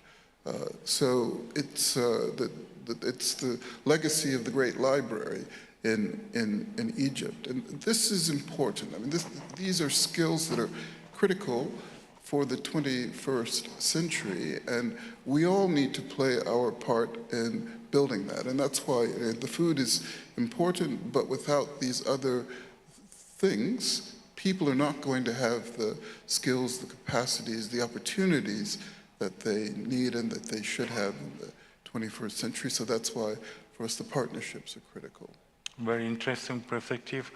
Technology is a critical mean to achieve impact. Actually, that's what you're telling us. A story that it can be leveraged if well harnessed to provide impact. And I was even thinking when you were talking that, for example, in situation of displaced people, just getting the ID of people is a challenge. For you to be able to kind of distribute foods and all that, how can you, sometimes people don't have ID anymore, they're from different countries, and that could be a way, I think, to achieve your objective and agenda. Now, Mr. Dabin, I want to get your views into this technology, the use of technology, but I want to put it in the context of the philanthropic sphere, in the philanthropic sphere. How do you think, if we believe that the positive aspect of technology can bring into achieving development impact, how do you think in the philanthropic sphere we could be organized or better organized to harness technology? Thank you. And I think back to the point that our colleague actually shared with, which is related to the partnership, which is the most important thing we need to assure about it. In addition to this, we have to assure about the financial stability that the foundations usually have in order for them actually to develop and improve all the activities they can provide. In addition to this, we need to assure about, the governance that you're supposed to have it with the kind of, either partnership that you have or the NGOs in the local market that you are actually doing the activities with. And the last one, which is the important thing that you just mentioned, which is related to the technology.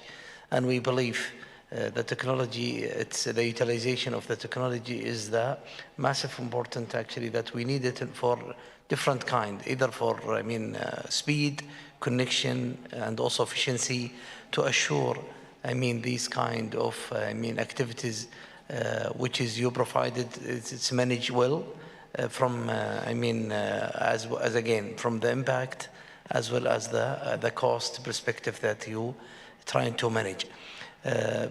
But in the end, a conclusion of the improvement and the development that you want to achieve for the target, you are sure about, using the technology for this kind of foundation and also transfer this knowledge to this market in order to assure these kind of activities already transfer to them. And this is, I think, the main important that we need to focus.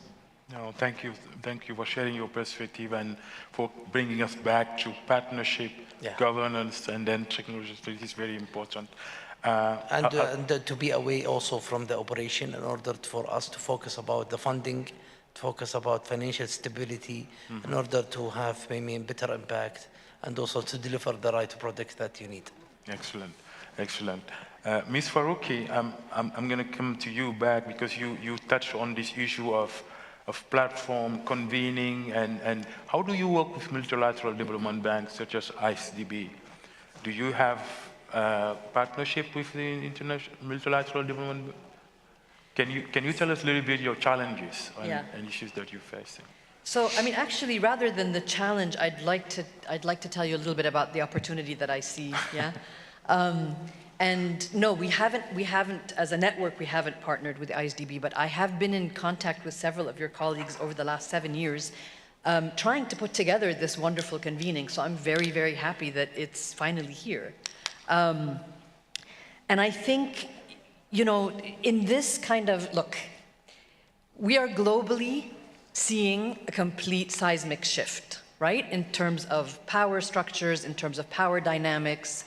We're seeing the collapse of institutions that we have relied on for centuries. We're seeing the reimagining from a global South perspective, from a global majority perspective, of maybe a different world and a different role that we as the populations that live in the global majority, a role that maybe we can play that might be a little bit more at the forefront of controlling our destinies a little bit more. And the role, the very critical role that multilaterals and a multilateral bank like the ISDB can play is to use the power and the privilege of its position, whether that privilege comes from the resources that the bank has or the access that it has to the policymakers that create and design the policies that either restrict, in many cases, our sector or have the ability to empower it. And that's where that kind of allyship is important. That's where that kind of solidarity is important, right? Sure. Because as a sector, look, you're not going to talk to anyone in the nonprofit sector who hasn't had issues with their banking, who hasn't had issues with the registration, who hasn't had issues pushing programs that are so critical to the communities that they work in, but have been impeded for one reason or another. And when we talk about creating the partnerships with institutions like banks, that's why this kind of convening is important, because you've identified a space where we can actually start creating a collaborative partnership. We're not just talking about let's have a conversation, we're actually literally having a conversation. And that's the only way that these collaborations are actually going to bring to fruition any kind of real change. So we need the power and the privilege of banks and multilateral institutions to help us do the work that we're doing, and to acknowledge that without the work that we're doing, none of this matters. Yeah, but I think that the mere fact that we have organized this philanthropy forum is a good sense that we are heading the right way, right, into coming to you and trying to work with you. Which is what I said in the beginning, right? And the my first colleagues, thing. my colleagues are listening. I'm sure that we can further deepen the cooperation between us. I'm going to throw at you one last question, because I want to also go to the audience a little bit and get their perspective. But this one, you've heard Dr. Al-Gasser earlier talking about a call for not focusing only on the humanitarian and emergency, but looking long-term vision and long-term perspective. I would love to know from each of you, how are you struggling or kind of balancing the need to respond to emergencies and humanitarian needs while thinking long-term? What are the main challenges and issues you may find into that? Just for all of you, we can start with who? Her Highness? Your Highness, sorry. I think you will find philanthropy is the easiest to deal with emergencies. Philanthropies are nimble. They can turn on a dime. Okay. They respond to crises quickly. And again, everything goes back to COVID. Sorry to keep mentioning COVID, but we saw how that happened in Saudi Arabia and internationally. We rearranged our programs. We cut budgets. We wanted to respond to a situation. But that is not enough, because we seem to be living in a world of emergencies. Yes. So collaboration and long-term viewing is there. The short term is, with these increasing crises, is to really invest in mitigation. And again, depending on the need of the country, where they are on the economic ladder, the needs change. There's this big talk about bringing in finally philanthropy and partnering with philanthropy. That's great through blended finance, through to catalytic financing, through all these things. And the need is there because philanthropy has 1 trillion. Okay, we're saying 700 is missing billion from mitigation. 90 billion is the education gap. I don't know what the gap is for food. I don't want to talk about figures while UN people are here. They know the figures best. But we've already reached the 1 trillion. So what am I going to do with my 1 trillion? Move it from one desperate area and move it into another. Blended finance, unfortunately. Yeah. However, in order to do that, philanthropy should not be looked at as a cash cow.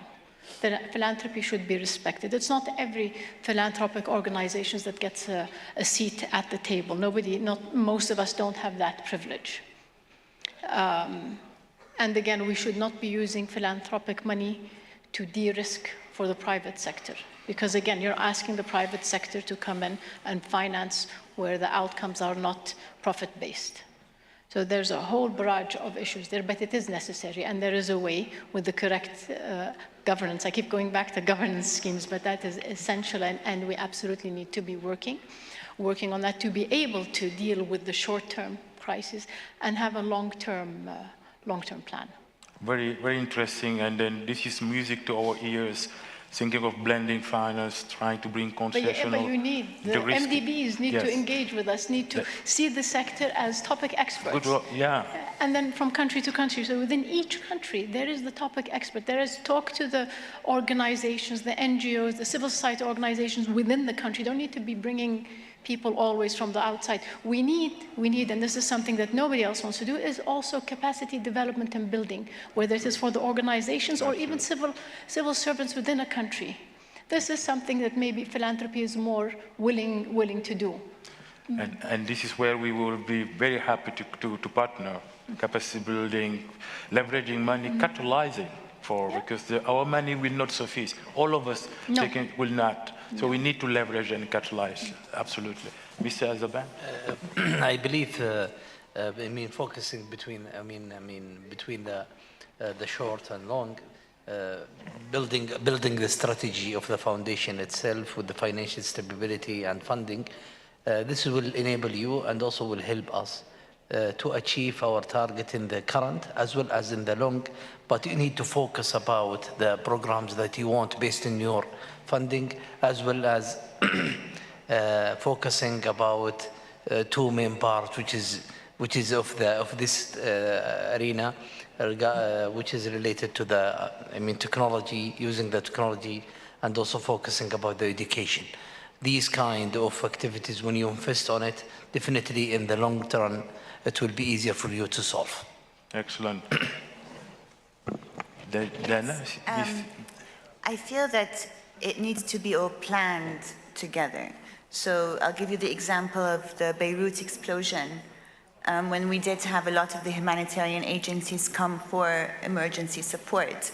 But what happens after, the emergency support? How can we ensure that we're coordinating efforts to have the short term? Because, whether it's food, whether it's shelter, whether it's health, medical needs, these are immediate needs. For us, education is what's important, but a hungry child or a sick child is not able to get an education. So we can't afford to work on the SDGs in silos. We need to be able to collaborate again, But then we need to be able to plan, if there is the emergency coming in now, we need to plan at the same time what's going to happen at the long term. We, for example, we just recently launched or announced our emergency response for kids or students. It's the Emergency Relief Fund for Palestinian students that are studying in universities outside of Palestine that have been impacted by the ongoing conflict. Because this is an emergency situation. Thank you. And at the same time, we are coordinating efforts with everybody else to see what are we going to do next. We can respond now, but we really need to keep our eye together on the long term. The third thing I wanted to say is that our partnership, for example, with ISDB has been great because we as a philanthropy, we're small in comparison to others. However, we don't have a lot of red tape or bureaucracy. So use us to be able to test. We have one person that will be able to say the yes or no, and a team of us that will look at the decision making. So we can really do the trial and error and see what will work, because otherwise we can't afford not to work together. That's what I'm saying. So it's that's good, very good.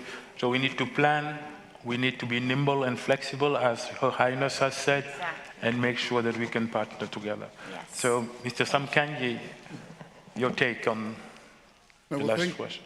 Thank you, and I'm very glad you asked this question because I think it is critical. For WFP, 70% of our expenditures are focused just on life-saving, whether that's Gaza or Yemen or Sudan, the worst places you can imagine, that's where we are. That's 70% of our on average, $8 to $9 billion budget. But 30% is focused on root causes and on resilience. And that component is critical because it's the only way to bring down these unsustainable global numbers. You need to increase the resilience of people to withstand shocks. need to enable them to do more once they have assistance. Ensuring everybody has enough to eat is the start. It's not the end. So we need also, in doing that, to facilitate and enable the things that are required for people to live a good, fulfilling, and decent life. No, I really, definitely, I think that very important to go to the root causes, not just reacting to emergency, but also working on the root causes is very important. Now, I recognize a couple of partners working with philanthropists in the audience. I would like to call upon them to shed some light also and share their perspective into our conversation. I would like to call upon His Excellency, the Deputy Executive Director for UNDP, Mr. Xu. Mr. Xu, can you share your thoughts or perspective?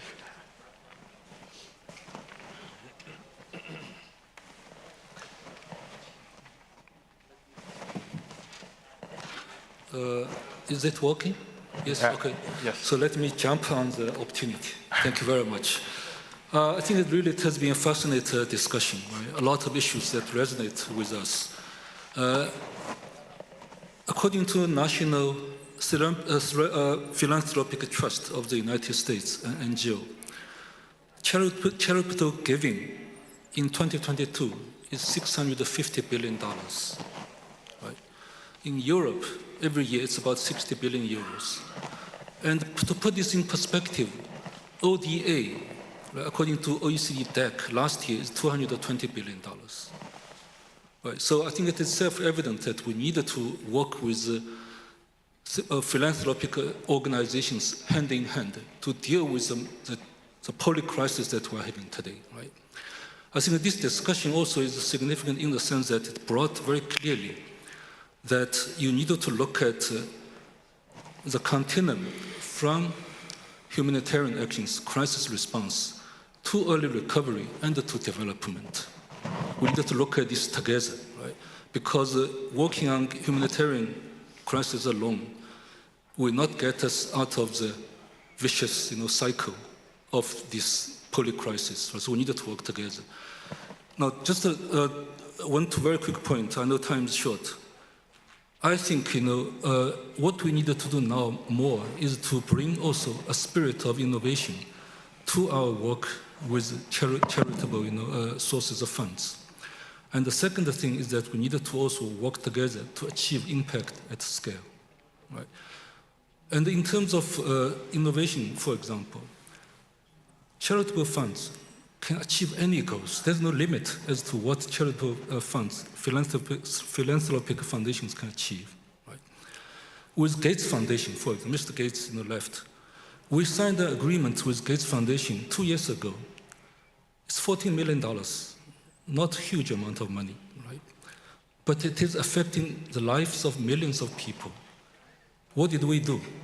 We used this money, maybe Her Highness will disagree with me, because we did use this money to develop insurance products for small farmers that will help them deal with the impact of floods, droughts, pests, storms, and so forth. Right? So that we're building their resilience. And also we are helping them to deal with the financial impact of these disasters. Right? So this kind of work with the charitable foundations affects millions of people, right, when the products are designed properly. Right? And the last example is what we do with the City Foundation in Asia Pacific. With single-digit millions of dollars of contribution since 2017. Right? We worked in 28 countries and territories in Asia Pacific to support youth entrepreneurship and building their resilience, building inclusive growth practices for 250,000 young people to be involved in this transition we're talking about, multiple transitions, right? Yeah. Of economic transition. So I think this is I think what we needed to do. Solidarity, effectiveness, and the impact at scale. Thank you very much. Thank you for sharing those perspectives. Very, very helpful. So I would like to call now upon the Regional Director of the UNICEF, Mr. Al-Taib, to share his perspective.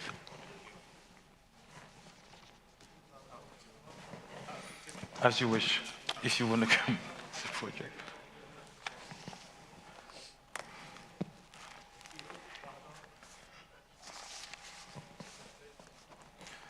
Uh-oh, the mic is not okay. Okay, it's working. Yeah, thank you so much. I think I can take it from my seat here. First of all, of course, I'd like to commend and to thank the Islamic Development Bank and King Salman Relief for organizing this Philanthropy Forum, which is very, very important. So really well done and congratulations. I will start with partnership. I think the theme partnership came in the discussion. So I think philanthropy is a key partner and key actor in sustainable development. I think we have to recognize that one. This is really important for philanthropic foundations. They play a key role in development. Key role in achieving sustainable development, a key role in addressing pressing global issues. We talk about climate change, we talk about learning crisis, we talk about skilling, we talk about lack of jobs and opportunities for young people. And we talk also about issues of poverty alleviation, and as well as now the intensity and the frequency of humanitarian crises. We talk about Gaza, other crises. So really the philanthropy is the key actor in these areas. But there was a question actually about to what extent the philanthropy is also a source of development finance. We have heard the figures, billions of dollars being mobilized by the philanthropy to contribute to development finance, not only for funding coming from their resources directly, but also through leveraging, resources from other sources, through innovative partnership that can contribute to this one. I can speak now today about at least 3 partnerships where we've seen that the philanthropy has kind of leveraged funding from others. From the multilateral development banks, for example, such as Islamic Development Bank. So if you talk about the partnership on lives and livelihood funds, which bring philanthropy, private sector, multilateral development banks. If you talk about the global polio eradication initiative also, we have seen the foundations there, as well as also if you talk about the global Muslim philanthropy funds for children. This is another one I think that can speak about. So really, it's a huge role they play, and for us as UNICEF, we're very proud to see that we have, those strategic partnerships with very important and strategic philanthropic foundations, such as, of course, Abdullah Gurayr Foundation in terms of learning and skills. In terms of how we can ensure that refugee children can have access to education. The partnership, of course, with King Salman Relief has helped us to reach millions of children around the world with health, nutrition, water sanitation, education, child protection, social protection services, as well as, of course, the partnership which involve the ISDB. But let me just one point, because I think there was a question about, what is the value of working with multilateral organizations such as UNICEF, for example. And I think there are many, many values there. We talk about the convening power of multilateral organizations, how they can bring different actors from government, from private sector, from civil society to address major developmental issues. We have the case of COVID-19 pandemic. And if you remember during COVID-19 time, we were talking about big problems, needs big solutions. And multilateral organizations were there to think together to bring that solution. But also, multilateral organization has that skills and ability the leverage to deliver at scale. You know, we can reach millions. And also we have the outreach, so we are present in almost all countries. And then the whole issue of also expertise and knowledge. So that's just to contribute, but really very important discussion, and we're very happy to see that, you know, the philanthropy is getting that space and continue to work together. Really, thank you for the invaluable comments. Let me then, I mean, I don't know how much time we have, colleagues, but I have a couple of colleagues to bring in first, and then I promise the audience I'll give you 1 or 2 questions. But let me just bring Mr. Ahmed Hariri, the advisor of the Middle East Green Initiative, to share some perspective. Mr. Hariri?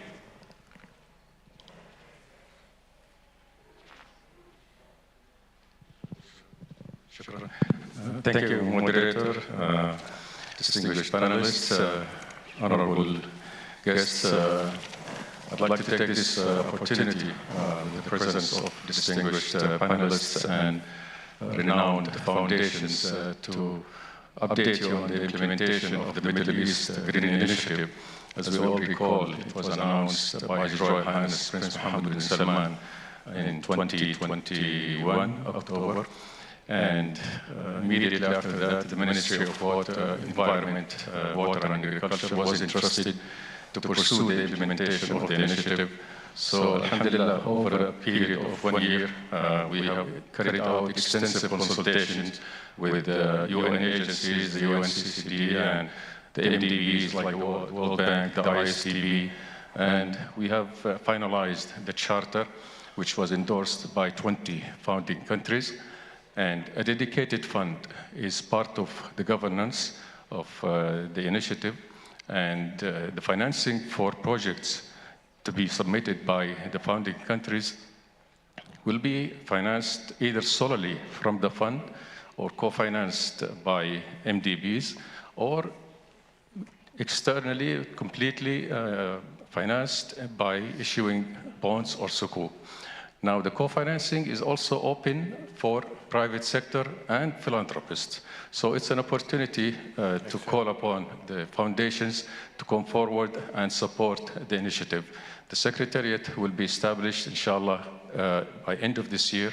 A Secretary General will be appointed, and we look forward, inshallah, to be up and running by early next year. Thank you. You see the power of convening.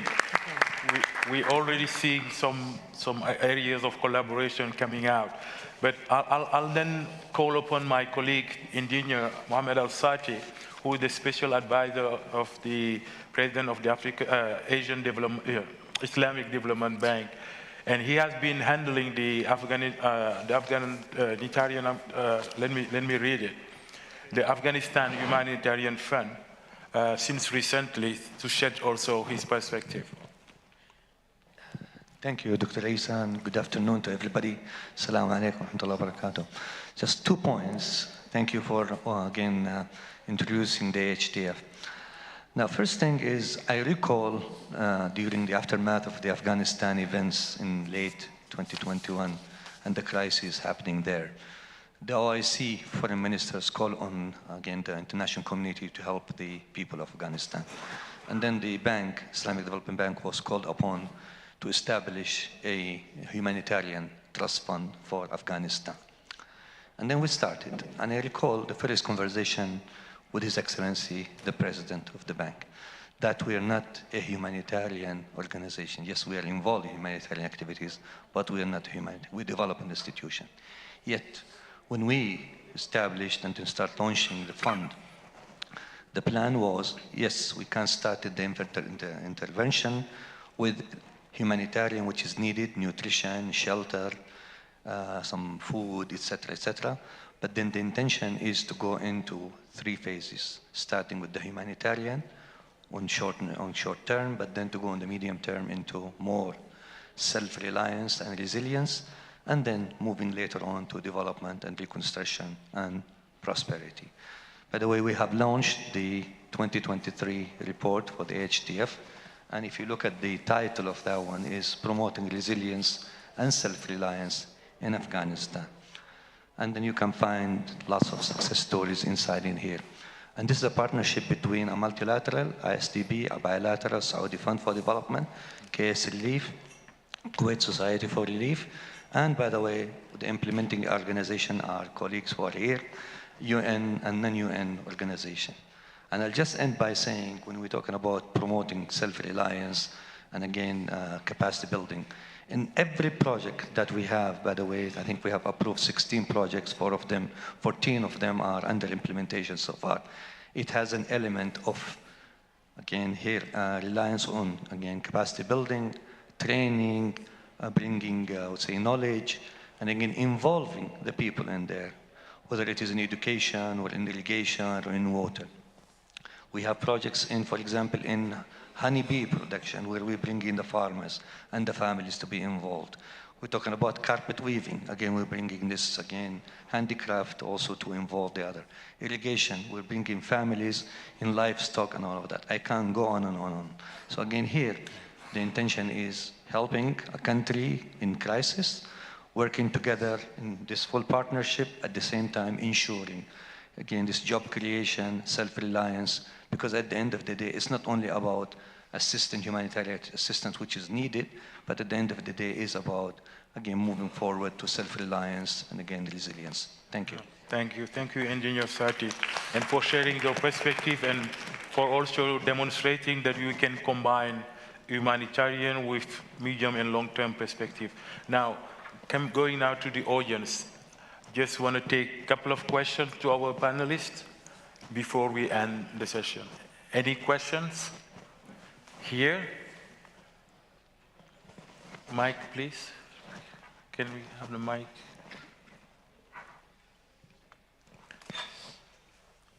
Hello, my name is Mariam Lambert from Orphans Feeding Foundation. That's my other life. Previously, I'm actually a civil servant, a diplomat working for an international organization for 20 years. And I recall what Mr. Bill Gates said, that distance is our enemy. But here, I will add that time is our enemy. So I see a lot of discussion around partnership with international organization, with ICB, but are you considering also partnership with small organization who needs to be creative, quick and fast in emergency relief? Because this is something that I fail to actually understand. Thank you. Okay, partnership with small organization. You want to take it, Darshini? I can take it from our end. We actually prioritize partnership with localized organizations. Even when we work with, for example, UNICEF is one of our partners, they work with local organizations and build their capacities. Another thing, we currently have 20 partners, out of which 2 are international organizations, the rest are local. The most important thing when we work with local organizations is that they do have the outreach, they have the trust, they've built the trust with the communities, we build their capacities. One thing that we don't encourage and we don't support is a consortium of, sort of like if there's an international organization that comes in with local organizations, we can work directly with them. So we really encourage this capacity building of local organizations and giving them that opportunity. So I hope to see more of that too. Thanks for asking the question. There's a question here, gentlemen. Mike, please.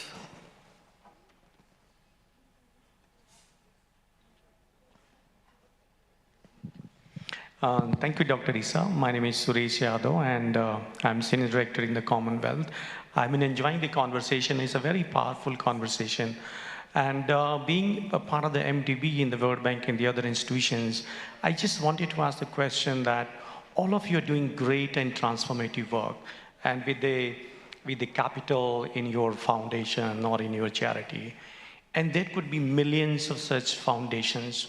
So is it possible to use the technology like AI, which Mr. Bill Gates was talking about, to aggregate all of you and make a huge global impact so that your small bits and pieces which is going, how it can be aggregated to have a super duper global impact around the world? Thank you very much for this opportunity. You want to take that? Putting you on the spot. Well, I mean, I love the idea of doing anything super duper. So, but yeah, that includes also the collecting kind of the collective power of what philanthropy can do. And for, just to clarify, I mean, from my perspective, I don't run a foundation. I don't run an organization that has any money of its own. But what we try to do is to advocate for exactly that kind of thinking from the members and the network, of our the members of our network. So, and that extends beyond. I mean, when we talk about our network, we don't just talk about the members in the region. We talk about our network on a much larger scale. So our network also has a very global facing reach. And so, yeah, I mean, I think, again, to go back to, we need to stop having the conversations that are filled with just platitudes. They need to have some kind of actionable plan in place. And when you were asking earlier about strategies and longer term strategies, when I first came into this sector, so it's almost about 10 years ago now, and I came from a very different background. So I came from, a children's educational background, where it was all about, puppets and Muppets and content development for kids. And came into this sector to talk about strategic building and what it looked like 10, 20, 30 years in the future. And came to discover that the concept around building strategic philanthropy was still something that was in conversation. It was quite nascent. And I think it was interesting coming into it in this region because, again, the Arab region, 22 countries, 410, 420 million people, depending on who you ask, about almost 50% of whom are under the age of 25, is a culture that's very, I mean, the concept of philanthropy is very richly embedded in our culture, right? And so this isn't something new. People coming to talk to us about philanthropy they're not coming with something different and unique. And in fact, fun fact, the first ever recorded act of philanthropy was in the Arab region and by a woman. And it was the University of Qarawiyyin. So, we don't need to talk about philanthropy as this new concept, but we do need to think about ways where we will be able to look 10, 20, 30 years into the future and create maybe these super duper funds where we're working together and we're funding things together, but then also to go beyond the kind of immediate response that we're very good at, to really build things that are more sustainable, that are more strategic, and that are built over time and are resilient over time. Yeah, I guess it's not new. It's not a new concept, but what is new is how do we blend philanthropy into the traditional way of development and make sure that we can benefit from the nimbleness, the flexibility, vis-a-vis the institutions that are a little bit like with processes, very heavy and all that. How can we have the benefit of the two? But let me see if there is any other question. Okay, the boss there is telling me no way. So no question. So I would like to join me in thanking the panelists. I think that they did a great job. And judging from the perspective, it looks like the word collaboration and partnership came several times. So between now and next year, we do need to do some concrete works and then reconvene next year, inshallah. Inshallah. Thank you very much. Thank you.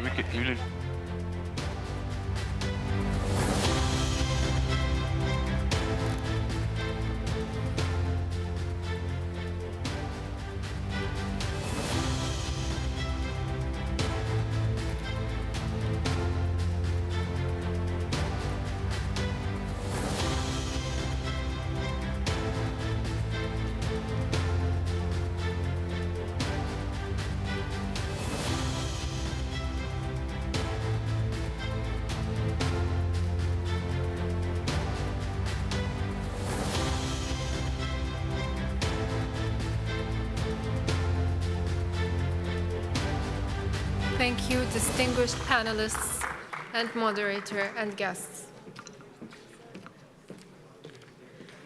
Before we close the forum, I would like to invite Dr. Issa Fai to share some closing remarks.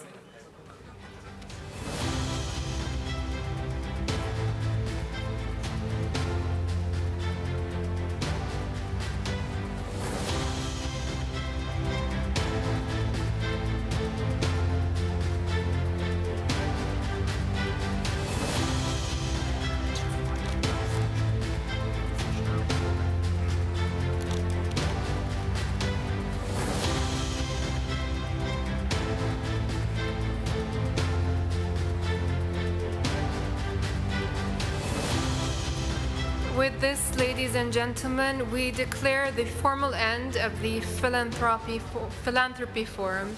Thank you very much. Thank you so much. نحن نخدم الإنسانية. Welcome to the heart of innovation, where the sand dunes of time meet the waves of progress. Welcome to Riyadh, the pulsating capital of the Kingdom of Saudi Arabia. In the cradle of civilization, where dreams soar higher than the desert dunes, a beacon of hope rises. For 5 decades, the ISDB has been a catalyst for change, empowering nations and transforming lives. As we celebrate half a century of resilience, determination, and progress, join us for a monumental event under the patronage of the custodian of the 2 holy mosques, King Salman bin Abdulaziz Al Saud. Ministers, policymakers, industry leaders, and changemakers from 57 member countries and many partner organizations will converge to better shape the future of sustainable development. From 27th to 30th of April 2024, Riyadh will be the epicenter of global dialogue and collaboration. Join us as we continue this collective journey of collaboration, inspiration, and transformation. 2024 ISDB Group Annual Meetings and Golden Jubilee, celebrating 50 years of impact, innovation, and partnership. Cherishing our past, charting our future. نحن نخدم الإنسانية. Welcome to the heart of innovation, where the sand dunes of time meet the waves of progress. Welcome to Riyadh, the pulsating capital of the Kingdom of Saudi Arabia. In the cradle of civilization, where dreams soar higher than the desert dunes, a beacon of hope rises. For 5 decades, the ISDB has been a catalyst for change, empowering nations and transforming lives. As we celebrate half a century of resilience, determination, and progress, join us for a monumental event under the patronage of the custodian of the 2 holy mosques, King Salman bin Abdulaziz Al Saud. Ministers, policymakers, industry leaders, and changemakers from 57 member countries and many partner organizations will converge to better shape the future of sustainable development. From 27th to 30th of April 2024, Riyadh will be the epicenter of global dialogue and collaboration. Join us as we continue this collective journey of collaboration, inspiration, and transformation. 2024 ISDB Group Annual Meetings and Golden Jubilee, celebrating 50 years of impact, innovation, and partnership. Cherishing our past,